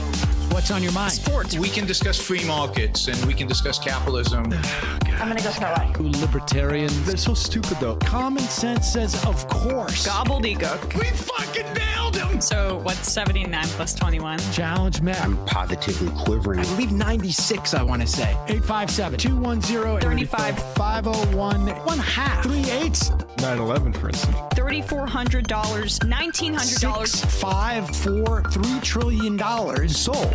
It's a zero-sum game. Actually, you're making me think less of it. But let me say this. Poop. You can call it satire. Sam goes, it's satire. On top of it all, Yeah. my favorite part about you is just like every day, all day, like Yeah. everything you do. Without a doubt. Hey, buddy, we see you. All right, folks. It's just the weak being weeded out, obviously. Yeah, sun's out, guns out. I don't know. But you should know. People just don't like to entertain ideas anymore. I have a question. Who cares? Our chat is enabled, folks. I love it. I do love that. Look, gotta jump. Gotta be quick. I gotta jump. I'm losing it, bro. 2 o'clock. We're already late, and the guy's being a dick. So screw him. Sent to a gulag? Outrageous. Like, what is wrong with you? Love you, bye. Love you. Bye-bye.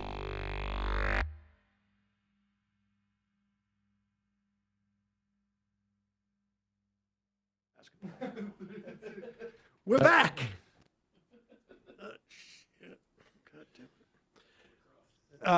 Holy Cross, is that what you said? I was just saying, like, I didn't have the heart to break it to Dan Osborn. I'm like, Indiana, oh yeah, I saw that movie, Hoosiers, right? And I'm from the Northeast, like, you know, Celtics. There's no, like, the closest we came to even like college sports being venerated was probably Holy Cross in 1972, before the Big East was formed, was one of the first colleges asked to be in the Big East. They said no. And then I guess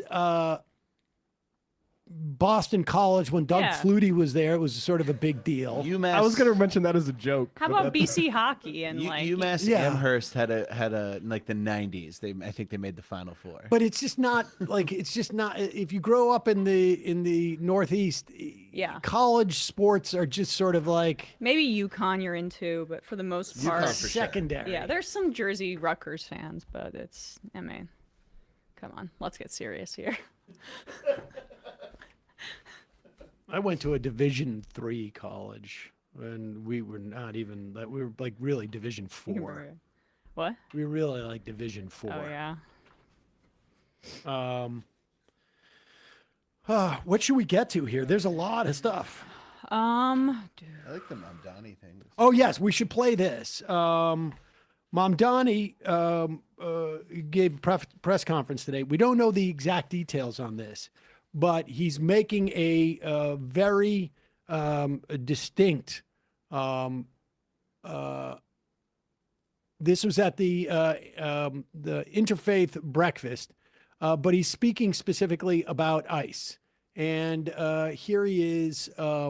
This was about 2 hours ago, making it very, very clear that where he stands in terms of, you know, what steps New York City is prepared to take in the event that they see any type of like ICE surge like we've seen in Minneapolis. And we should say, well, let's play this first.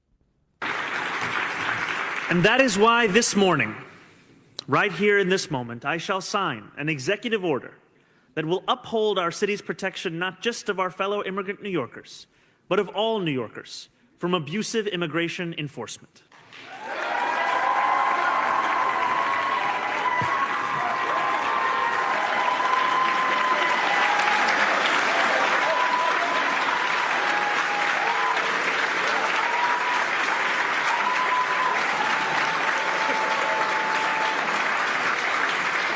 Pause it for 1 second.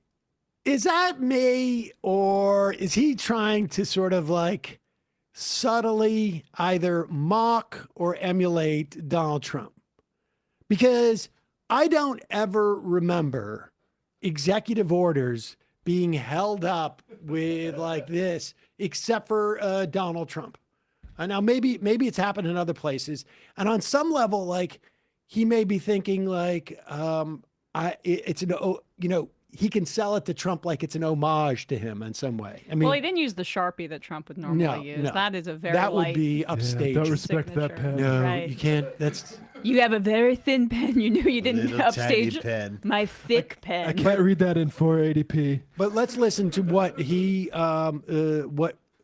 it's tough to glean exactly what this means, but I think there are some clues in there, at least to how he intends to carry this out.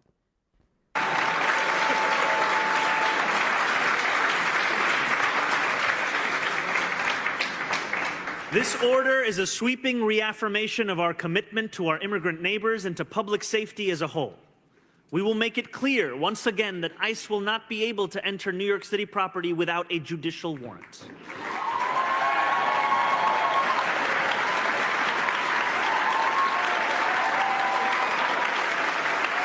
That means our schools, our shelters, and our hospitals. That means we will protect New Yorkers' private data from being unlawfully accessed by the federal government and stand firmly against any effort to intrude on our privacy. No New Yorker should be afraid to apply for city services like childcare because they are an immigrant.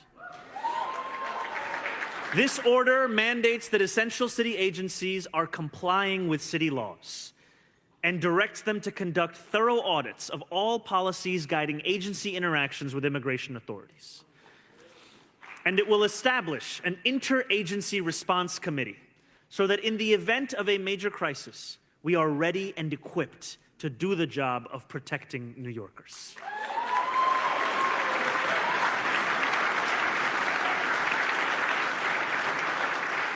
We will create a centralized mechanism for coordinating policy across agencies so that government speaks with one voice in times of need. City Hall will not look away. But we need our faith leaders with us. Okay. Your moral clarity. So he says ICE can't enter places without judicial warrants. And again, sort of like the implication is that New York City police are going to uphold these laws. Schools, shelters, hospitals cannot be entered without a warrant. They're going to protect data. In other words, they are not going to share any information. I mean, this is key, particularly across the board. But when you're talking about public safety, you do not want large segments of the population to be afraid to report a crime, to report a fire, to get assistance that they are legally entitled to get an education for kids, because it's bad for the entire city. Well, when these people don't, are discouraged or afraid to engage with these services. It's bad for public safety. He said this before. I'm trying to restore trust in government. And when he was saying, why we should abolish ICE, what the Trump administration is doing is creating people to be afraid of their government, where they show up to their immigration hearing and they could be, even though they're trying to do the process the right way and they're interacting with government, they could be nabbed up and kidnapped and thrown into some sort of concentration camp on that basis. And he's also trying to make it clear where, he hasn't gotten pushback for when he said that his universal child care program is going to apply to immigrants too. I mean, at Fox News and the New York Post, they'll bitch and moan, but I haven't seen it more broadly because he says it forcefully.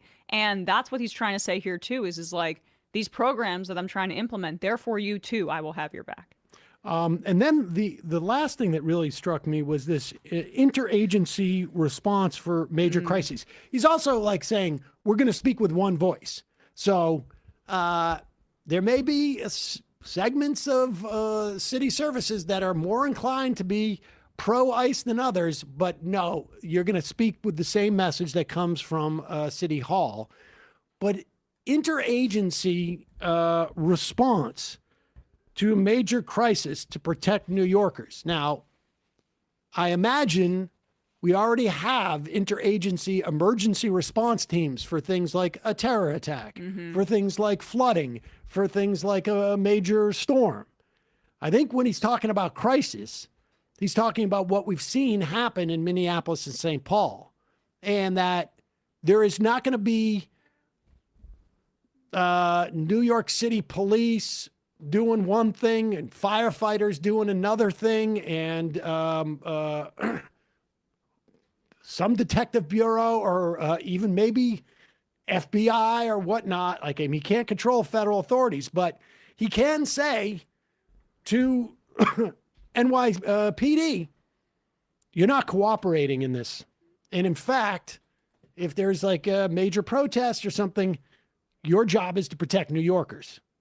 So we'll see, but it's good to see that he is being very explicit about it right now. Now, we should also say, he just came out with an endorsement for Governor Hochul. Yeah. And he wrote a piece that is in the Nation magazine. I think it's worth reading I think it's something that we anticipated he was going to do, because there was clearly, they have made a deal about his priorities, which he needs Hochul to help him with. Not the least of which was universal child care. There's no funding mechanism for that yet, at least a year or two out, in terms of increase in taxes. But it sounds like this is all part of that process. And the thing that I think people should appreciate about this, you can disagree with it from a strategic standpoint, he is addressing it directly, literally showing his work. This is not a secret deal. He's laying it out there in the pages in the Nation magazine. There's a lot of things he disagrees with about Hochul, but he needed her help to do this. And that's all we care. I mean, he's brought her to heel. When is the last time that we've seen that with we've had so few left victories, but he's brought her to heel. He seems to have some assurances from her on how his agenda is going to be funded. It stinks because I think the Delgado primary challenge, if it played itself out more for a little bit longer, could have been quite healthy. And I think Delgado has a lot of strengths as a candidate, but Hochul got ahead out of this because she saw where the winds were blowing, and that's really what we want. We don't need our leaders to necessarily have the exact ideology that we have. We just need them to be responsive in the way that we want them to be. And it seems like Mamdani thinks he has a partner in her in that regard. The other thing I didn't hear, I'm not sure if he said it explicitly, but I'm just glancing over his website's write-up of his address here.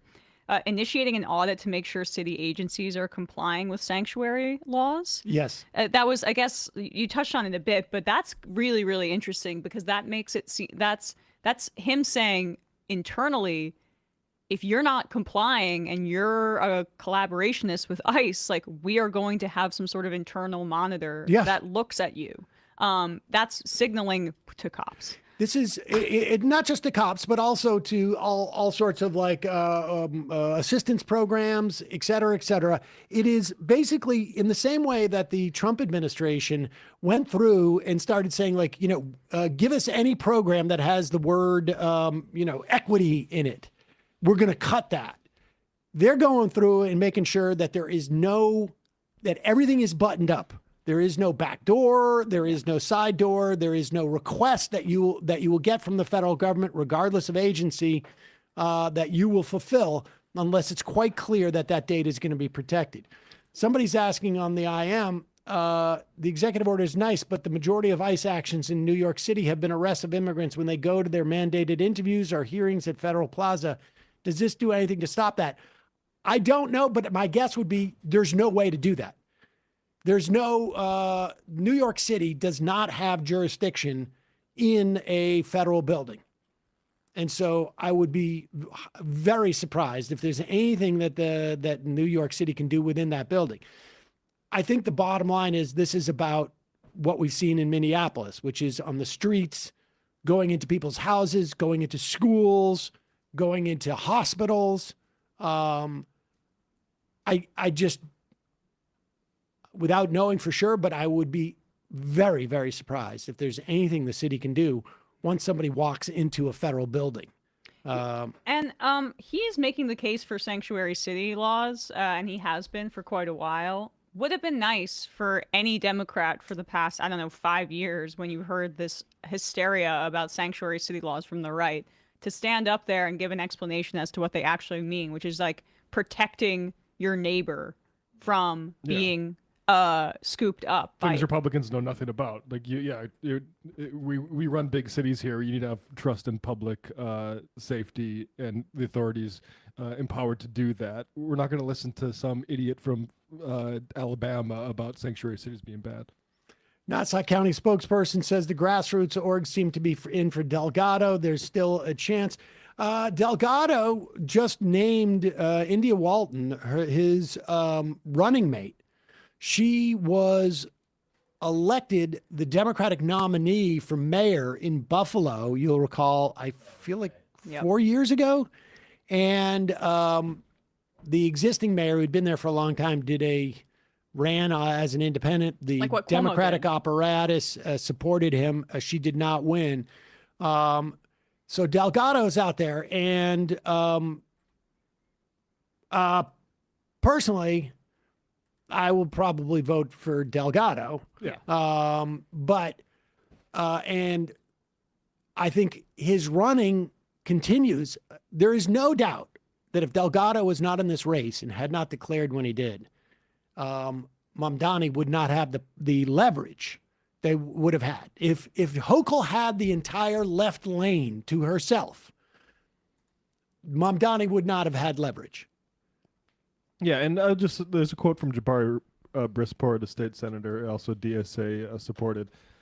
Even Zoran gets it wrong sometimes, according to Brisport, but he also, the next paragraph, still, he didn't linger on Mamdani's decision, pointing to the strength of the movement as a whole. Fortunately, we've built a mass movement that isn't controlled by any one individual. Hochul's still going to have to listen to the people if she wants those votes, and the people are saying tax the rich. So, I think people need to think about this dialectically and say, Mamdani has his own incentives, but also DSA doesn't need to, follow his every beck and call and have their own sort of priorities, which is, I think, not exactly aligned with Kathy Hochul. Yeah. And I would say, from the perspective of delivering for both for New Yorkers and again, for the broader movement,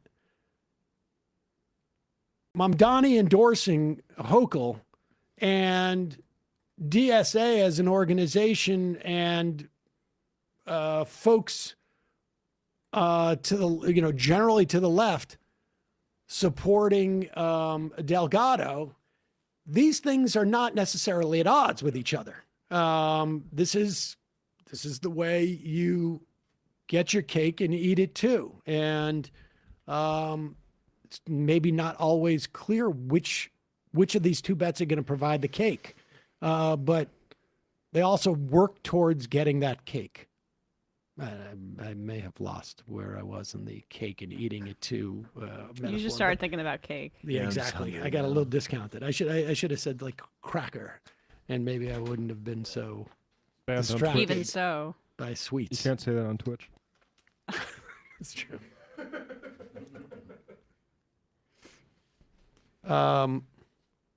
Speaking of, want to do this racist ad thing that? Yeah, probably 13. Oh. Well, I was just going to talk, since we were talking about food, I was going to go right to... You're hungry today. Yeah, it's true. What's a third? Oh, yeah, let's do this. Donald Trump, did he just retweet it or did he produce it himself? No, he retweeted it. It came out in, I believe, April. I have the date in there last year. It's the guy who made the jet fighter poop AI video. Oh, I recognize his work from anywhere. His Yeah. artistic flair. Who is that guy? Oh, it's the same. Yeah, no name his guy. Twitter name's in the sound sheet. Here is Donald Trump retweeting. Do we have the retweet? Yeah, I'll put the retweet up. God, in his bio is the jet fighter poop guy as his claim to fame. Give him $1 million. Can we bring back shame, please? Here is, I actually think that this is Donald Trump going a step too far and again, like I don't want to like imply that people, but A goose step too went far. a goose step too far. When Donald Trump went after or blamed Rob Reiner for his son killing him because he was not, or allegedly killing him because of Trump derangement syndrome. I think it became very difficult for people to support that. He lost Rob Schneider. But I mean, like, just other reactionaries I know, like when they're coming at me, via text, would say like, I'm against what he said about Rob Reiner, and then just go on to like some other thing. Like, well, we played that clip from Emily Jashinsky, the conservative from Breaking Points, but I guess she was off after Megyn Kelly on the radio, and She they was had filling in for Megan on Sirius. They had a bunch of calls from, it was mostly conservative women, saying how they were offended by what Trump said. And much of this has to do with like how defensible is what Trump is doing. How much can you slough it off? They want to be associated. They also want a plausible deniability. So when Trump goes after Colin Kaepernick, it's because he's being disrespectful to the flag, as opposed to going off of a white person's protests. Right. This, I think, is just too explicit, and I think this is going to embarrass some Trump supporters in a way of like, I really don't like it when he tweets, but here it is. This guy put Obama and Michelle Obama's faces onto the body of apes. Let's not even give him that much credit. He prompted AI to do that. He prompted AI to do it. Are you saying AI is is a racist not artist? He's a racist hack. Yeah. It's not art. A racist prompt engineer. It was sufficient enough that Tim Scott had to say, praying it was fake on Twitter, pop this up, praying it was fake because it's the most racist thing we've seen out of this White House. The president should remove it. And by praying it was fake, he was basically saying like, hey guys, maybe if you can pretend it was fake, but they didn't. And Donald Trump ended up deleting it, which is why we wanted to make sure that people knew that he posted in the first place. When Tim Scott says the most racist thing he's seen, what other racist things has Tim Scott noticed but not commented on? I would like a list. It's nice that you have this sensitivity because, this is undeniable. But like, what other racist things? When Biden said corn pop? yeah, I suppose, yeah.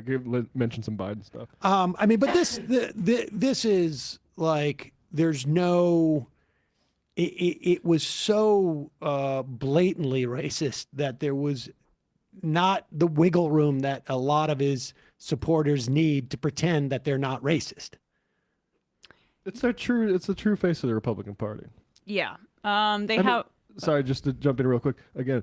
Like, this is the party that, and during the financial crisis, was talking about Barack Obama was born in Africa. Like, it's just Nazis on that side. And we have an entire media apparatus that can't say that and hasn't been able to say that for decades now. But these are just Klansmen. That party, it was Trump. Like, is there a figurehead more responsible for the birther conspiracy in the world than Donald Trump? No. So, and that's a good, like, Trump is the Well, I know Hillary started it, and you're not going to get any arguments from me on how racist Hillary Clinton was in 2008 towards Obama, but in this actual iteration of the conspiracy theory, that's Trump. Trump is the Republicans, and the Republicans are Trump.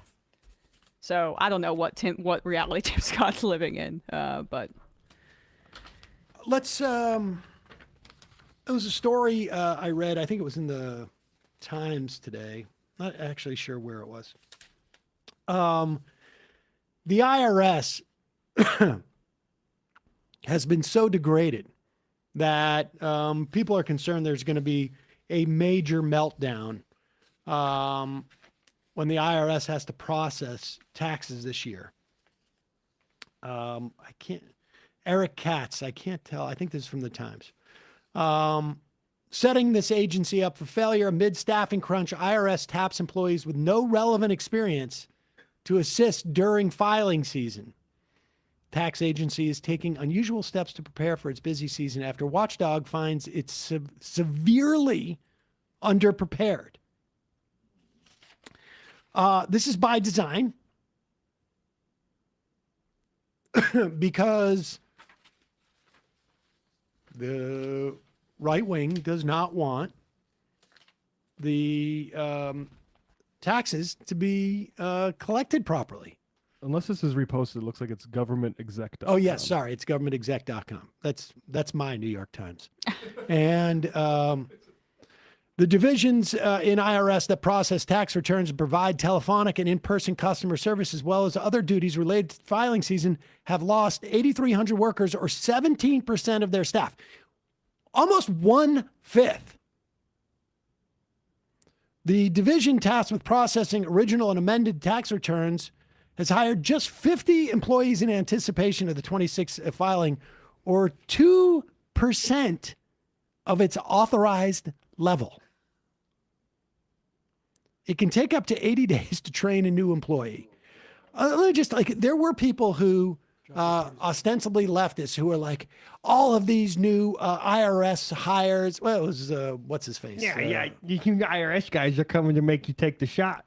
Yeah, exactly, Jimmy Dore. And the IRS, for a couple of years under Biden, began to audit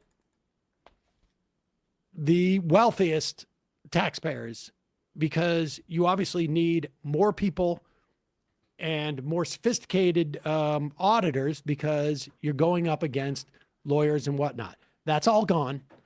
That's all gone. So what you're going to see is actually a greater level of enforcement percentage-wise of people who don't make much money, even like earned income tax folks. And what you'll also see is just a absolute crap show in terms of returns. With that said, let's also play this clip number 15. Donald Trump sold the part of their big, beautiful bill on the idea that there was going to be no tax on overtime. And the media spent very little time actually breaking this down. Now, if you listen to this program, you would have known this. If you read, the American Prospect, you would have known this. But for the 99.99999% of the rest of the country, they didn't know this. And some people seem to be discovering that the no tax on overtime isn't all that. It turns out there's no tax literally just on overtime. So if you work 50 hours, you get 10 hours of overtime. You get time and a half for those 10 hours, but it's only the half that is actually, there's no tax on. So the time, you're still getting taxed. No tax on the half. And it's income tax, not payroll tax. Payroll tax still subjected to payroll tax. No income tax on the half. Yeah, the Social Security and all that stuff. Social Security and Medicare, you're still on the hook for. You're welcome. I mean, but don't worry, we kept the minimum wage stable, so you'll be able to rely on that. Yeah, watch it as people realize. All right, Trump, that's not cool, man. No tax on overtime. Well, I'm just now finding out that no tax on overtime is not no tax on overtime. There is tax on overtime. It's no tax on the half. I mean, every time you hear Donald Trump open his mouth, it's no tax on overtime. But don't fill us full of shit and tell us that we're not paying taxes on overtime, because we're paying taxes on 2/3 of it. So I filed our taxes this morning, and the no tax on overtime should be changed to no tax on some of your overtime, because the time and a half part that you get paid, it's the half that they won't tax. and that is less than 1/3 of what my husband actually made on his overtime. So either way, they find a way to fuck you. He wants to make it seem like he's doing something for the working class, but if you look at the tax breaks that millionaires and billionaires got, it's not even comparable. We still got shit on. True. And Surprise. it could be a real benefit in competent Democrats' favor if you really emphasize that this if you really emphasize that these tax cuts, the repeated emphasis on tax cuts, does nothing really to address the affordability crisis. Because maybe you have a few $100s extra in the cuts that you got from like your tax rate decreasing, but that doesn't necessarily do anything about your day-to-day issues with paying rent. It may be beneficial in the short term, but the price of everything is way too high. That's the major problem. That's what's driving people. That's why people are living paycheck to paycheck. That's why we keep hitting records of credit card debt. Do we have that More Perfect Union clip? Actually, this might be a way. The one on the Affirm rent. Like this is the major problem in America right now, is that people just simply can't afford basic goods, important services, or can't afford basic goods, the essentials of life, their rent. And we've been sounding the alarm on how corporate companies like DoorDash and other food services are starting to offer buy now, pay later services. Like if you want to order a $20 lunch, if you're the kind of person that can't afford a $20 lunch at that time, and then you put it into 4 different installments, you are very likely to be the person that misses a payment, and then the interest rates get jacked up. They've been doing this at checkout for a lot of like clothing stores, online, and things like that. Then they're trying to expand it into food, and now it looks like rent now, pay later is the next frontier. With this, right, here we go with this. You've heard of buy now, pay later. Well, Lauren, what's this about rent now, pay later? It's a new option for renters who are struggling to make the monthly payment. You can spread your payments out. So gross. Companies like Flex and Affirm are letting users break up their rent sums into multiple payments throughout the month. Nice. So let's say your rent is $2,000. You pay $1,400 on the first of the month, the remaining $600 on the 15th of the month. Typically, it depends on the service that you use. You pay them a fee or a monthly subscription. But if you miss the payments, that's when the interest rates go way up. So look, I get it. Rent is expensive and people are struggling to get by. But if you can't make your rent when you're supposed to, you might need to Adam, is find somewhere else to this a live. bad idea?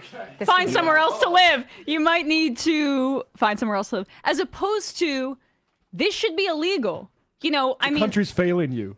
this is like a new way to do payday lending across the country for a variety of different services. Yeah, maybe the interest rate doesn't look as astronomical as soon as you take out the loan, but if you miss the payment, you're already in an insanely high interest rate territory, and it just compounds upon itself. So for basic shelter, we're entrapping people in debt. And this should be absolutely illegal. There should be no reason that this kind of service is allowed to be used in this country. And this is why one of the signs when I look back on 2024 and what were the indications that this was going wrong, when Harris started tailing this policy, this brainless libertarian idiocy. Harris endorses eliminating taxes on tips, touting policy first proposed by Trump.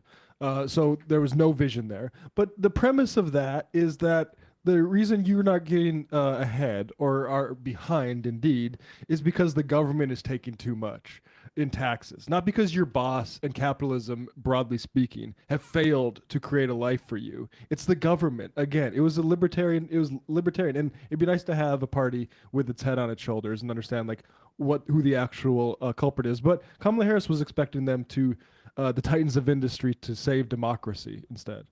Didn't happen. We should also say there's no taxes on tips, which, if I remember correctly, only ends up impacting maybe about half of the tipped workers because the other half don't make enough to qualify for income tax. So having no tax on income that was already not taxed is not a benefit. Weren't banker bonuses? Am I getting this wrong? They were talking about it, but I think supposedly they effectively limited it to areas to occupations that regularly typically got Maybe tips. next time. Next time, guys. But you still have your little carried interest loophole, so it's all good. Don't get greedy this time. It's all good. You want to do this economy thing with Clinton? Oh yeah. While we're talking about the economy, let's do this. Job layoffs in January, the beginning of the year. Typically, you get some seasonal stuff that's adjusted, though. But we have not had a worse January for layoffs since 2009. I will remind you, the financial crisis of 2008, essentially, if I remember correctly, came to head in October and began what was known as the Great Recession. I'm not saying we're going to get a Great Recession, but not a very auspicious way. And there is an interesting dynamic that's going on. GDP appears, in terms of the numbers we've seen, appears to be growing at a rate that is not consistent with job losses. Now, there's 3 or 4 explanations for this. One is that the job losses are a leading indicator and GDP is going to end up slowing to reflect the job losses. Mm-hmm. Or job losses are a lagging indicator and the increase in GDP is going to mean we're going to stop having job losses and the economy is going to improve.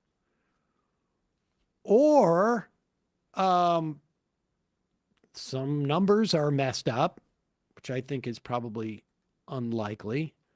Or there's a 4th explanation, which is that GDP measures things like revenue and profit, and that it's quite possible that our GDP now is a function of a very specific cohort in our society, very wealthy people who have so much money that they're spending for people who don't have any money.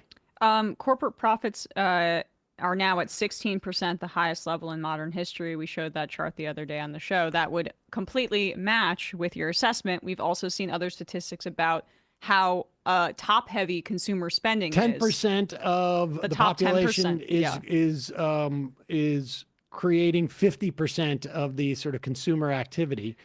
And so it's quite possible we are just now in an era where GDP measures economic activity, but does not indicate how widespread that economic activity is. It's also heavily concentrated in AI and that speculative bubble. And there's a lot of other indications that that is going to burst at some point soon. So GDP may have been at X 30 years ago, and that indicated that 7 or 8 people out of 10 were participating in the economy and making money, and that was driving GDP growth. Whereas now it's more like 2 or 3 or 4 people are driving that GDP growth, and the other 6 are like SOL. We will, I guess we'll see going forward, but here is an indication of that may give us a clue as to what's going on out there. Again, there was a similar dynamic during Biden's last year too, but here's Harry Emden. I guess the question, as we get closer and closer to the midterms, which party do people trust knowing how they feel about how Donald Trump has handled things when it comes to the economy. Right, the economy, right? Affordability. You know, Donald Trump has been dismissing affordability concerns, but when 54% say the top priority should be lowering prices, not much of a surprise, right? Party trusted more in affordability. Overall, it's the Democrats by 14.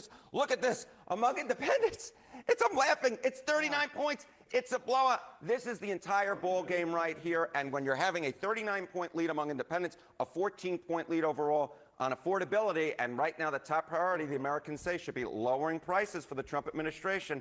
This is the type of formula that equals major success for the Democrats come the midterms, if it holds. And we have seen that in the special elections. We'll see if that holds in the midterms. We shall see, Sarah. I guess they're just having the time of their lives. But this is where the Trump coalition and its lack of durability is going to come into focus here, because Trump didn't win 50% of the popular vote, but he did win the popular vote the first time a Republican has done so in quite some time.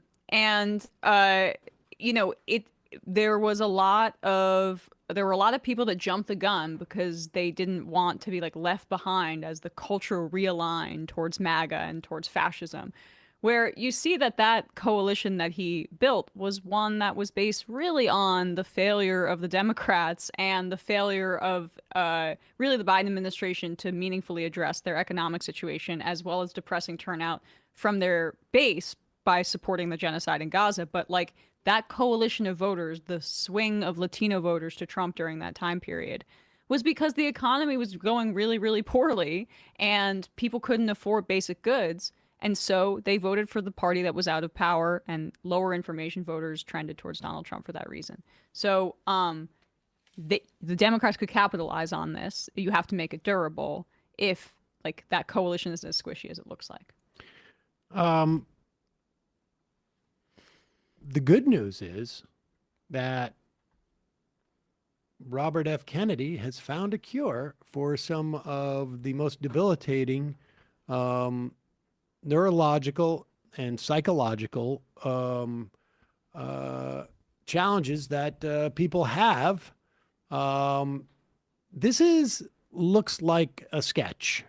And it also is just weird because every single person in frame that you could make out is a guy, just some old white guy. Well, health guys. I mean, who cares about women's health? Like, that's kind of been the consensus about research for I don't know, time in memoriam anyway. Why spend time on That's all researching about girls? We've got to address medicine. So why would we spend time on that? Anyways, all they do is send you naked pictures against your will. So here is Robert F. Kennedy Jr. He is in charge of the Health and Human Services, and unfortunately for the rest of us, he was reading something the other day. And so here he is explaining how we can get rid of things like schizophrenia and bipolar disorder. Dr. Pollan up at Harvard has cured schizophrenia using keto diets. There are studies right now that I saw 2 days ago where people lose their bipolar diagnosis by changing their diet. It's not only affecting our physical health, it's affecting our mental health as well. And we're asking people now, eat real food, right? Eat protein. Dr. Pollan. Eat real food and just get happy. We should make it clear. It's it's not pollen. Polland. Yeah. Now, I don't know if maybe he got it wrong because he's not digging too. I know it was doctor with an O and an L and a P, and they've cured schizophrenia seems like a big story. That must have been what happened to Kanye. He stopped eating pasta, and then he took out that ad in the Wall Street Journal to say, I actually like Jews. Kanye was having carbs. Here's the problem. Wait, it's Palmer, not Polland. Okay. Kennedy was apparently referring to Dr. Christopher Palmer, who in 2019 wrote about 2 patients with long-standing schizophrenia who experienced complete remission of symptoms. Okay, but I got the P part, right? And OA, it sounds similar, right? 2 patients? That's the sample size? And he did not respond to comment for the story. He's shy. I'm shocked that That's modesty. I'm shocked that what this like almost anecdotal story that RFK Jr. is citing didn't have rigorous methodology. 2 people. I think that's not almost anecdotal. It is anecdotal. Yeah. Could have saved my aunt. But all that pasta killed my aunt. But I mean, the thing, like, obviously it would be better for people to eat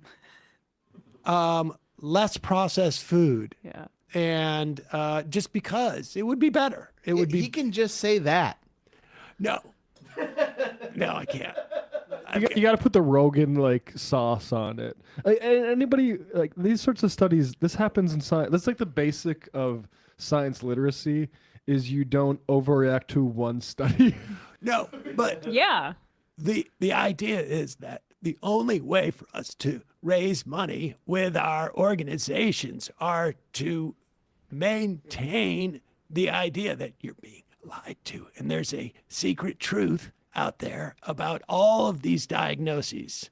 And none of it can be found in public health or in any institution that like has scientific credibility. It can all be found on your Instagram feed, and it can all be found in the supplements that you purchase. And if you can't afford those, I mean, I guess you don't deserve to be healthy. We have found that rendered snake fat, which is in term is snake oil, has cured cancer in 2 people. Use coupon code snake oil. Snake oil and get 20% off.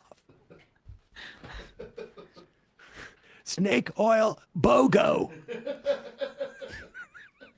Snake oil book. I gotta buy it in crypto though.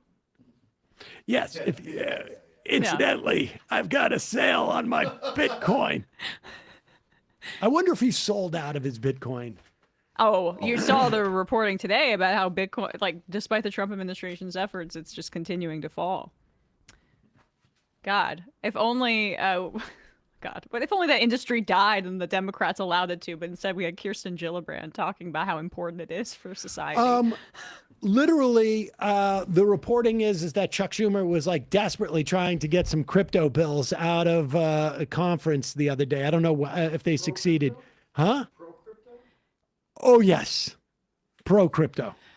You know, maybe somebody who doesn't have any future in politics shouldn't be dictating the future of the Democratic Party Honestly, in the middle of a fascist takeover of society. You guys don't know what I'm talking about when I keep talking about Bulworth, but it was No, I actually looked it up because I wanted to know what you were saying. It does fit very perfectly. It is. It's actually like a decent movie. I mean, it was definitely. Is it like based on Clinton? Bulworth? No. This is. Bulworth was a Warren Beatty movie, and it was about a politician who found out that he had like some terminal disease, and he sort of like has a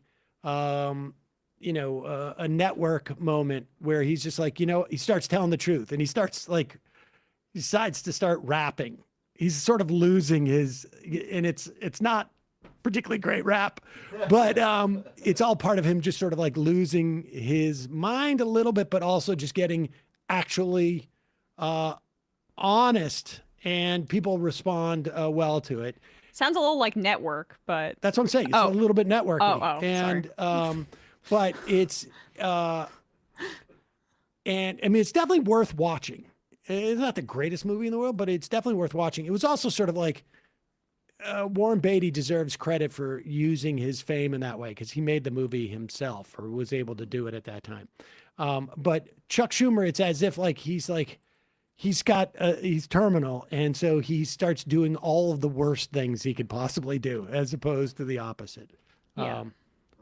Make-A-Wish time for Chuck Schumer's political career. More funds for Israel and no side deals with Iran and all the crypto for my friends on Wall Street. People should go back to the whole C-SPAN interview he did, where he said for every vote we lose in the Rust Belt, we'll gain 2 in the suburbs. That was specifically about immigration. How they don't need to develop any kind of narrative. Was that about immigration? Yep. Oh, there was another thing that I always remember from the run-up of 2016, and I think this was maybe in October of 2016.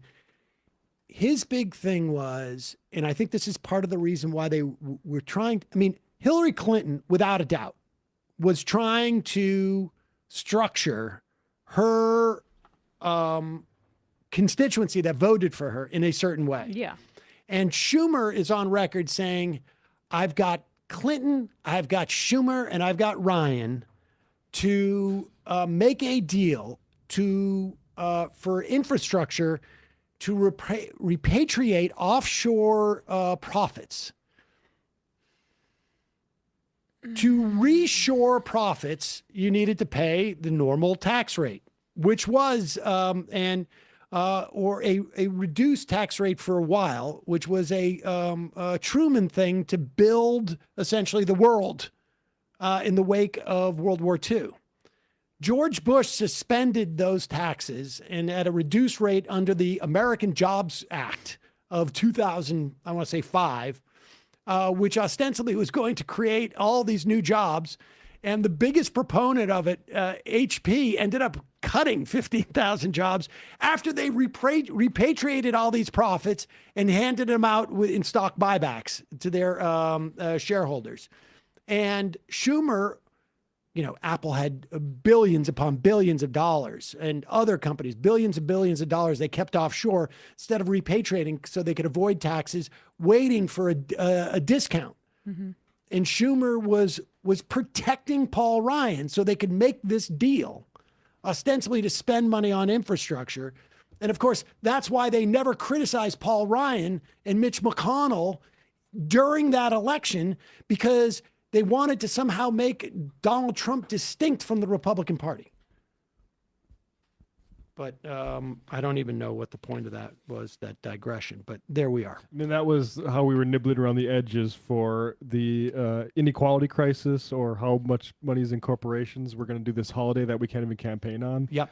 Meanwhile, pick a random city. Go to China's most populous cities by it ranked, and pick the number 45, and search that city's infrastructure.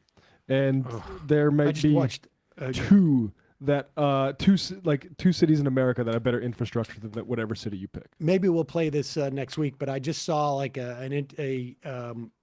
video made by, I don't know who she is, some woman, American woman in China, going to see the doctor at a hospital.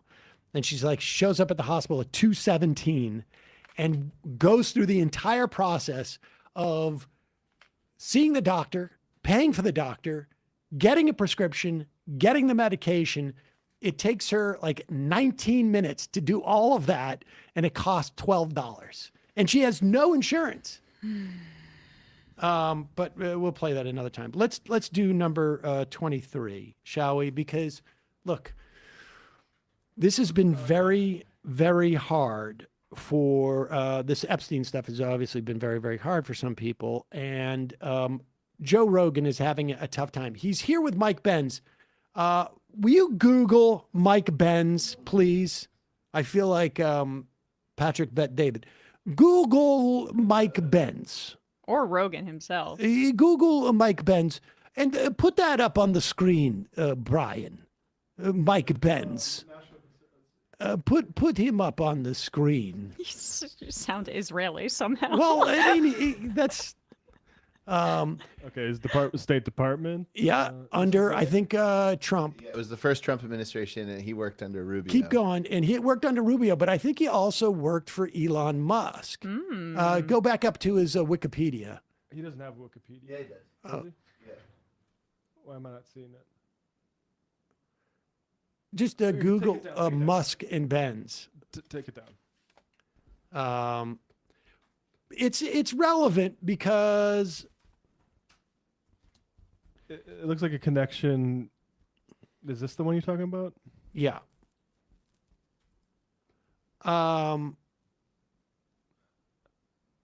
Oh, Benz was the one who did the targeting of USAID.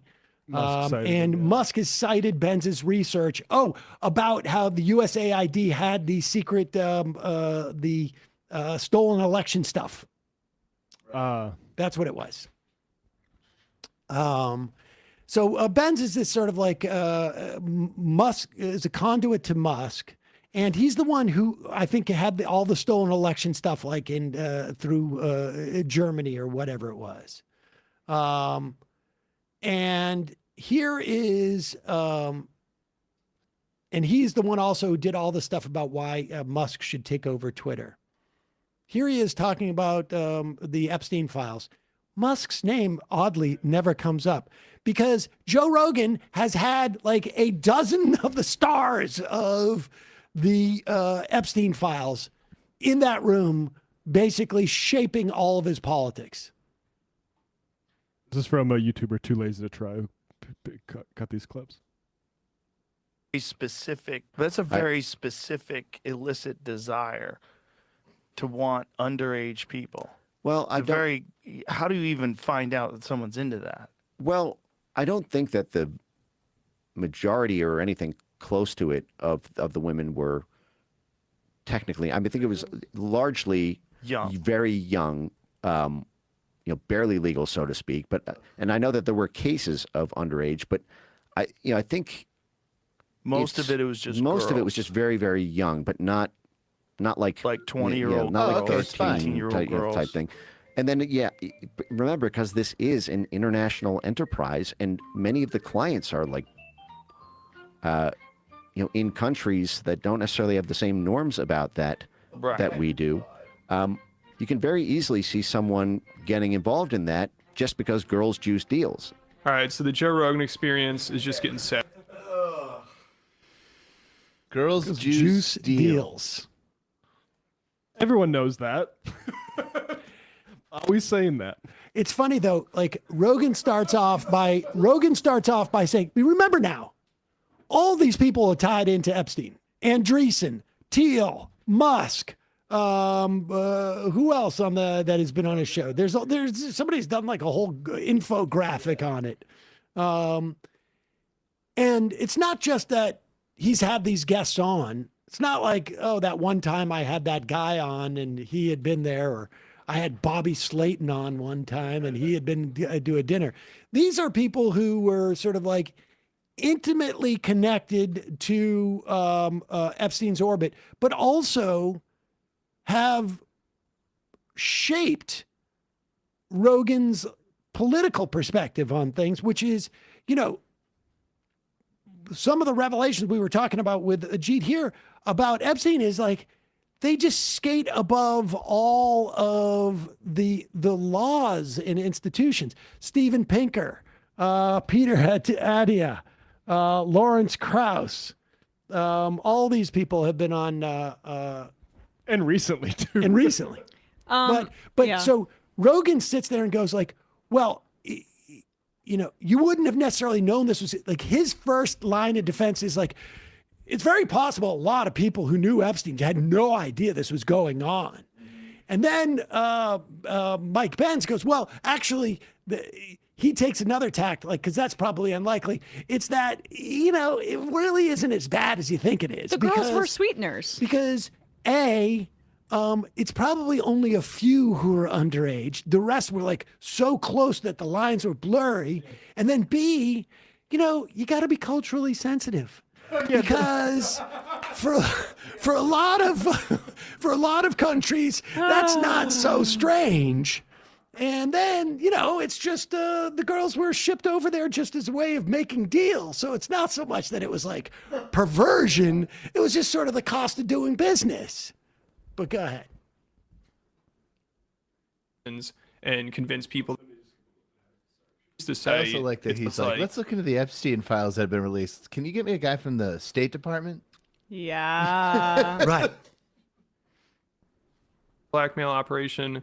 And Jeffrey Epstein, for the past 3 years of their lives has been the best weekend they've ever had. has has made them feel alive again in their mid 50s or 60s, has opened all sorts of other deals for them, and this deal might work out. So I'm afraid that if I say no to Jeffrey Epstein on this deal, I'm not going to get an invite to the next party. I'm not going to be able to get laid again with. In the public eye, the narrative is underage girls, and this is the thing that makes it so disgusting. When people talk about it, everyone says kids on the island. This is the big conspiracy about it, and this is the reason why people are so outraged about it. My concern, one part, with the runaway train on that is that no pun intended. It's a massive manhunt for something that it may be true. To me, it's a needle in the haystack. It might be true. Good luck looking for it. It would seem ludicrous to me that Epstein doesn't mean it's impossible. But logistically, if Epstein ever directly threatened someone, proactively, that is, if the person tries to blackmail Epstein, Epstein could, reactively say, well, I've got shit on you too. But proactively and really do someone in like that, and word gets around that happens, everything he built goes, the whole Rolodex finds out.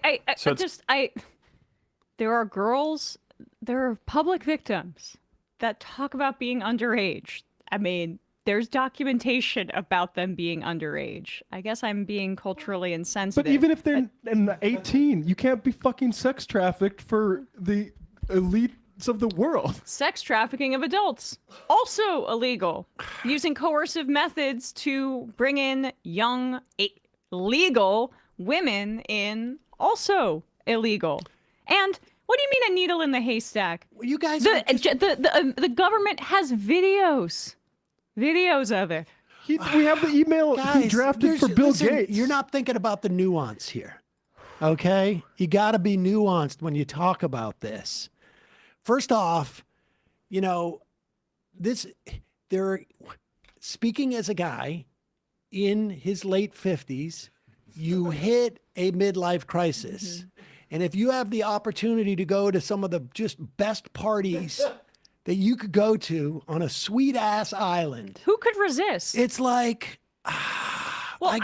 then if I had the opportunity to do that, and then I'd be like, oh, I got to make this deal so that I can keep going to the parties. Do you have any idea how just dull Larry Summers' life was? And then all of a sudden he's got it's going to be guys' party. Jeffrey brought color back into his life again. Absolutely. Before Epstein came into Larry's life, it was he saw the world in black and white. Nobody talks about what would things be like if folks were, some of the biggest capitalists or thinkers were bummed or just depressed. Well, I think that's the problem. Boring. We're all looking at it from the victim's perspective, way too much. We have to have empathy for everybody involved. And when you're a man in your 50s and you're a billionaire, there are very few ways for you to feel like a man in a new kind of way, a new kind of rapaciousness, if you will. A new way of dominating somebody. So if you have a child that you can rape, it's like it's a confidence booster. And we honestly shouldn't be so judgmental about people taking care of their mental health. If there's a lot of conspiracy theories going around that he somehow used this for blackmail. But don't you think if he was blackmailing somebody, or somebody felt like the threat of blackmail. Okay. So for instance, I'm in my 50s. I want a party and I get invited to the island. I do stuff that is inappropriate or just barely inappropriate. And the implication is that now I know Jeffrey knows about this stuff and I'm going to make some deals or do some stuff. don't you think that I would tell my other friends, hey, stay away from Jeffrey Epstein and even his like fun parties? Why? I don't know. I think you should stay away from him. Why do you keep going to those parties? Well, it's almost too late for me to stay away from him for no specific reason.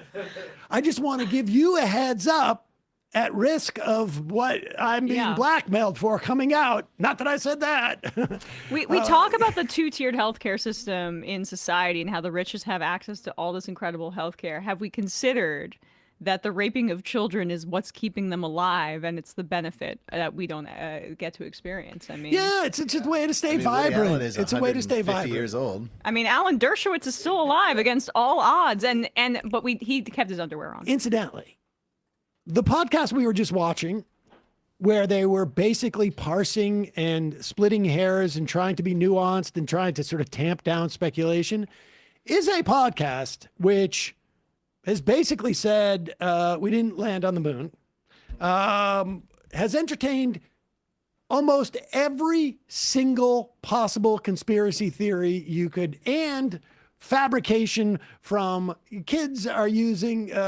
identifying as cats, and so much so that including this one. I mean, I'm sorry, but Rogan, like in the 2016 aughts or whatever, was all over the Epstein conspiracy theory. And it's not a coincidence. We that all of these figures on the tech right, at the same time, Thiel in 2016 is emailing back and forth with Jeffrey Epstein, and Steve Bannon is emailing back and forth with Jeffrey Epstein. And a few years prior to that, you had Epstein meeting with the head of 4chan, and then the forum, Paul, the political forum, is really quickly created right after that meeting. And that is one of the outgrowths that the so-called Q started posting his drops on until he moved over to 8chan. But 4chan is where QAnon originated. And around the same time, this podcast was engaging in conspiracy theories about Epstein and focusing only on the Clintons and focusing only on Democrats. You brought this up with Jeet. It doesn't seem like there's a lot of Hollywood in there. Why would we might have expected that Hollywood people would be in there besides like Woody Allen and Brett Ratner or whatever? Because all of their freakouts about this were centered around the Hollywood elite cabal being involved with Jeffrey Epstein. These guys, these tech billionaires, a guy like Peter Thiel, they were consciously redirecting energy away from the real pedophiles. Yes. Here is, let's just look at the video first. Here is Peter Thiel. I don't know when he went on Rogan's show to talk about when he met Epstein, but he's going to be articulate it right here. He met with Epstein a few times, but it was all about taxes. Mm-hmm. Now, here we go. Let's listen to this video. I met Epstein a few times as well, and I think... How'd you get introduced? It was Reid Hoffman in Silicon Valley introduced us in 2014, but it was basically, and I didn't check, didn't ask enough questions about it, but I think there were sort of a lot of things where it was fraudulent. I do think Epstein knew a lot about taxes, and there were probably, these complicated ways you could structure a nonprofit organization, especially as a way in a marital context that I think Epstein might have known a decent amount about. I wonder. I don't think. I wonder why he put in a marital context. To imply that, like, oh, I didn't do any of that stuff. I wasn't married. Marriage wasn't legal at the time. And so I didn't do that. Here's what's weird. And he sort of implies he's meeting him because of only, like, financial structuring of also, things. Is tax expertise, like, rare? That's the thing. Is that hard Well, to find? hiding money Is that even rare? Well, Yeah, right. if you find somebody who's really good at it, Epstein might have really been the good best at of the best. I mean, he certainly. Teal's just going to pay for the. He's like I'm not interested in that, but I want you to help me hide my money from like the law. Now, of course, this is weird. Jeffrey Epstein emailed Peter Thiel back in 2014. That was fun. See you in 3 weeks. I have experience I with H&R love Block talking like that. about tax. Exactly. Whenever I talk to my tax attorney, I'm always like, dude, that was fun. Yeah. Let's do it again. 3 weeks. I can't believe we only do this once a year, man. Yeah, exactly. Walking past the H&R Block office, it's like, I don't have to go here for another 8 months. So much fun. I wish I had a reason just to stop in and say hi. You're knocking on the window. Hey, I'll see you soon. That was good. That's the thing about tax advice is I like to get it on a 3-week basis. I like to Every wear my 3 weeks. Statue of Liberty costume, and I dance around while we do our taxes. I have a blast. You just said just one more point on this. You said something about how Rogan traffics in all those conspiracy theories on his show. Until recently. But like, is that not suspicious in and of itself? Like, Matt, you've talked about the UFO conspiracies stuff a lot. And like, it's interesting to a degree. But the most likely explanation is for like the phenomenons we're seeing in the sky are weapons technologies or surveillance technology that's not explainable to people that our governments are testing out. Stealth bomber was exactly that. And so it's like, but he's spent a lot of time on his show not talking about it and speaking about UFOs in a context that doesn't really implicate the existing power structures. I'm just saying that the framework of the conspiracy theory sounds a little similar to how he talked about Epstein for all those years. I think this guy basically is just a sop for money, and they come in, they tell him a story, and Joe's worth hundreds of millions of dollars himself. Like these are his friends. He hangs out with these people. But the dynamic is, I am quite convinced, not as it may appear on its face mutuals, but they open their mouth and he just hangs on every word. Yep.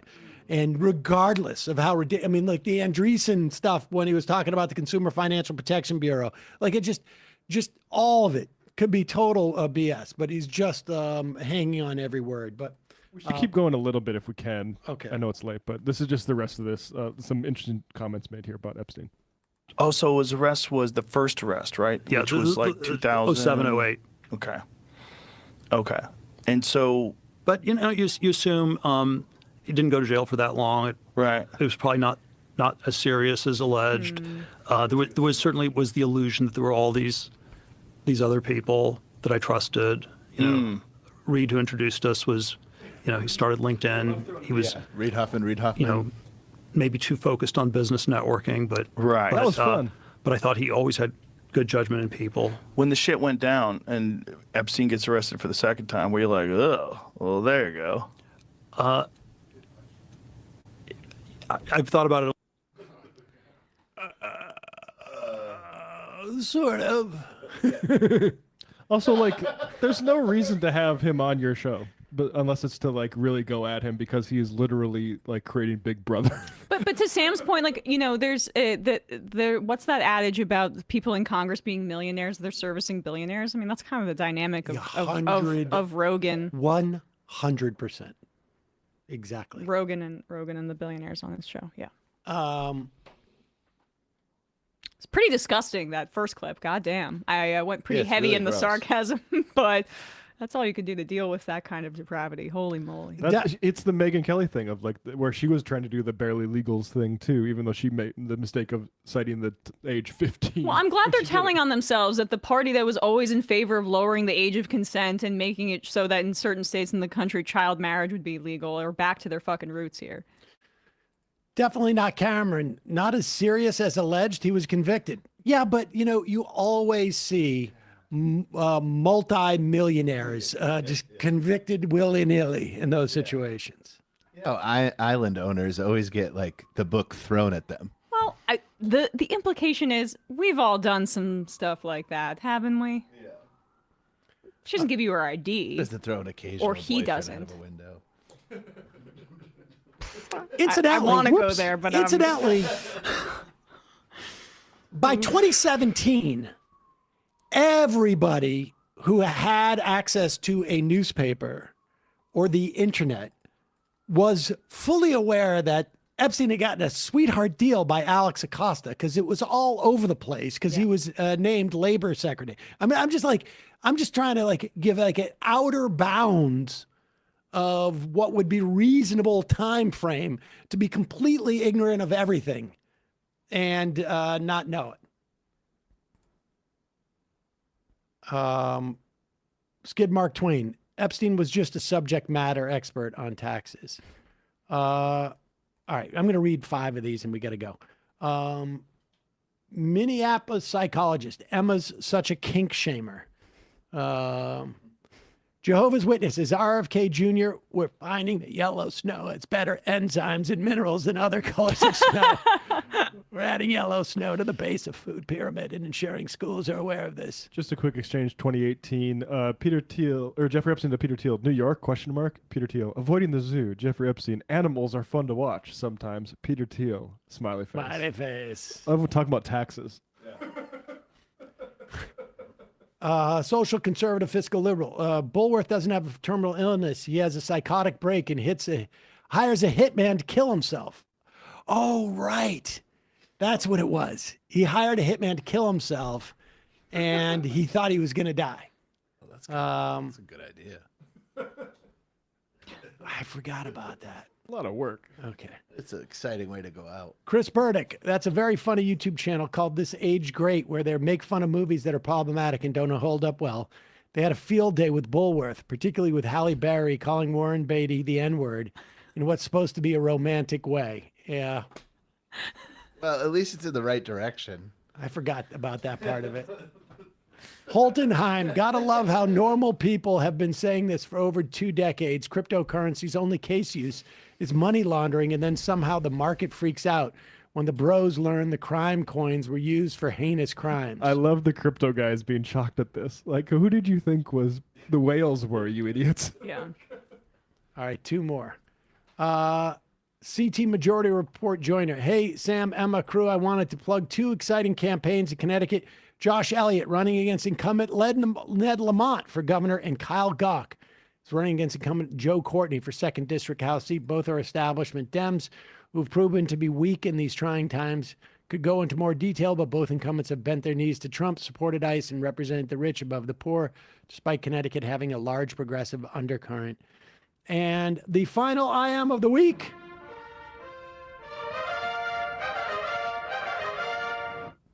The Mad Mailman, not to mention it's only no tax on Fair Labor Standards Act overtime. Those of us with a union contract like myself have tons of situations where our overtime is still being taxed in its entirety.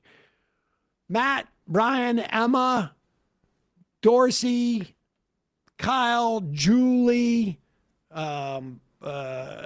Whitney, and Corey, and Gino, and Chris, and Maria, great job this week.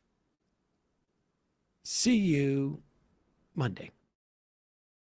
It might take all the strength I got to get to where I want, but I know somehow I'm gonna get there. I wasn't looking when I just got caught between the truth and the light bar. Finding out won't make me feel any better. Yeah, I know the clock is ticking, but the meds are gonna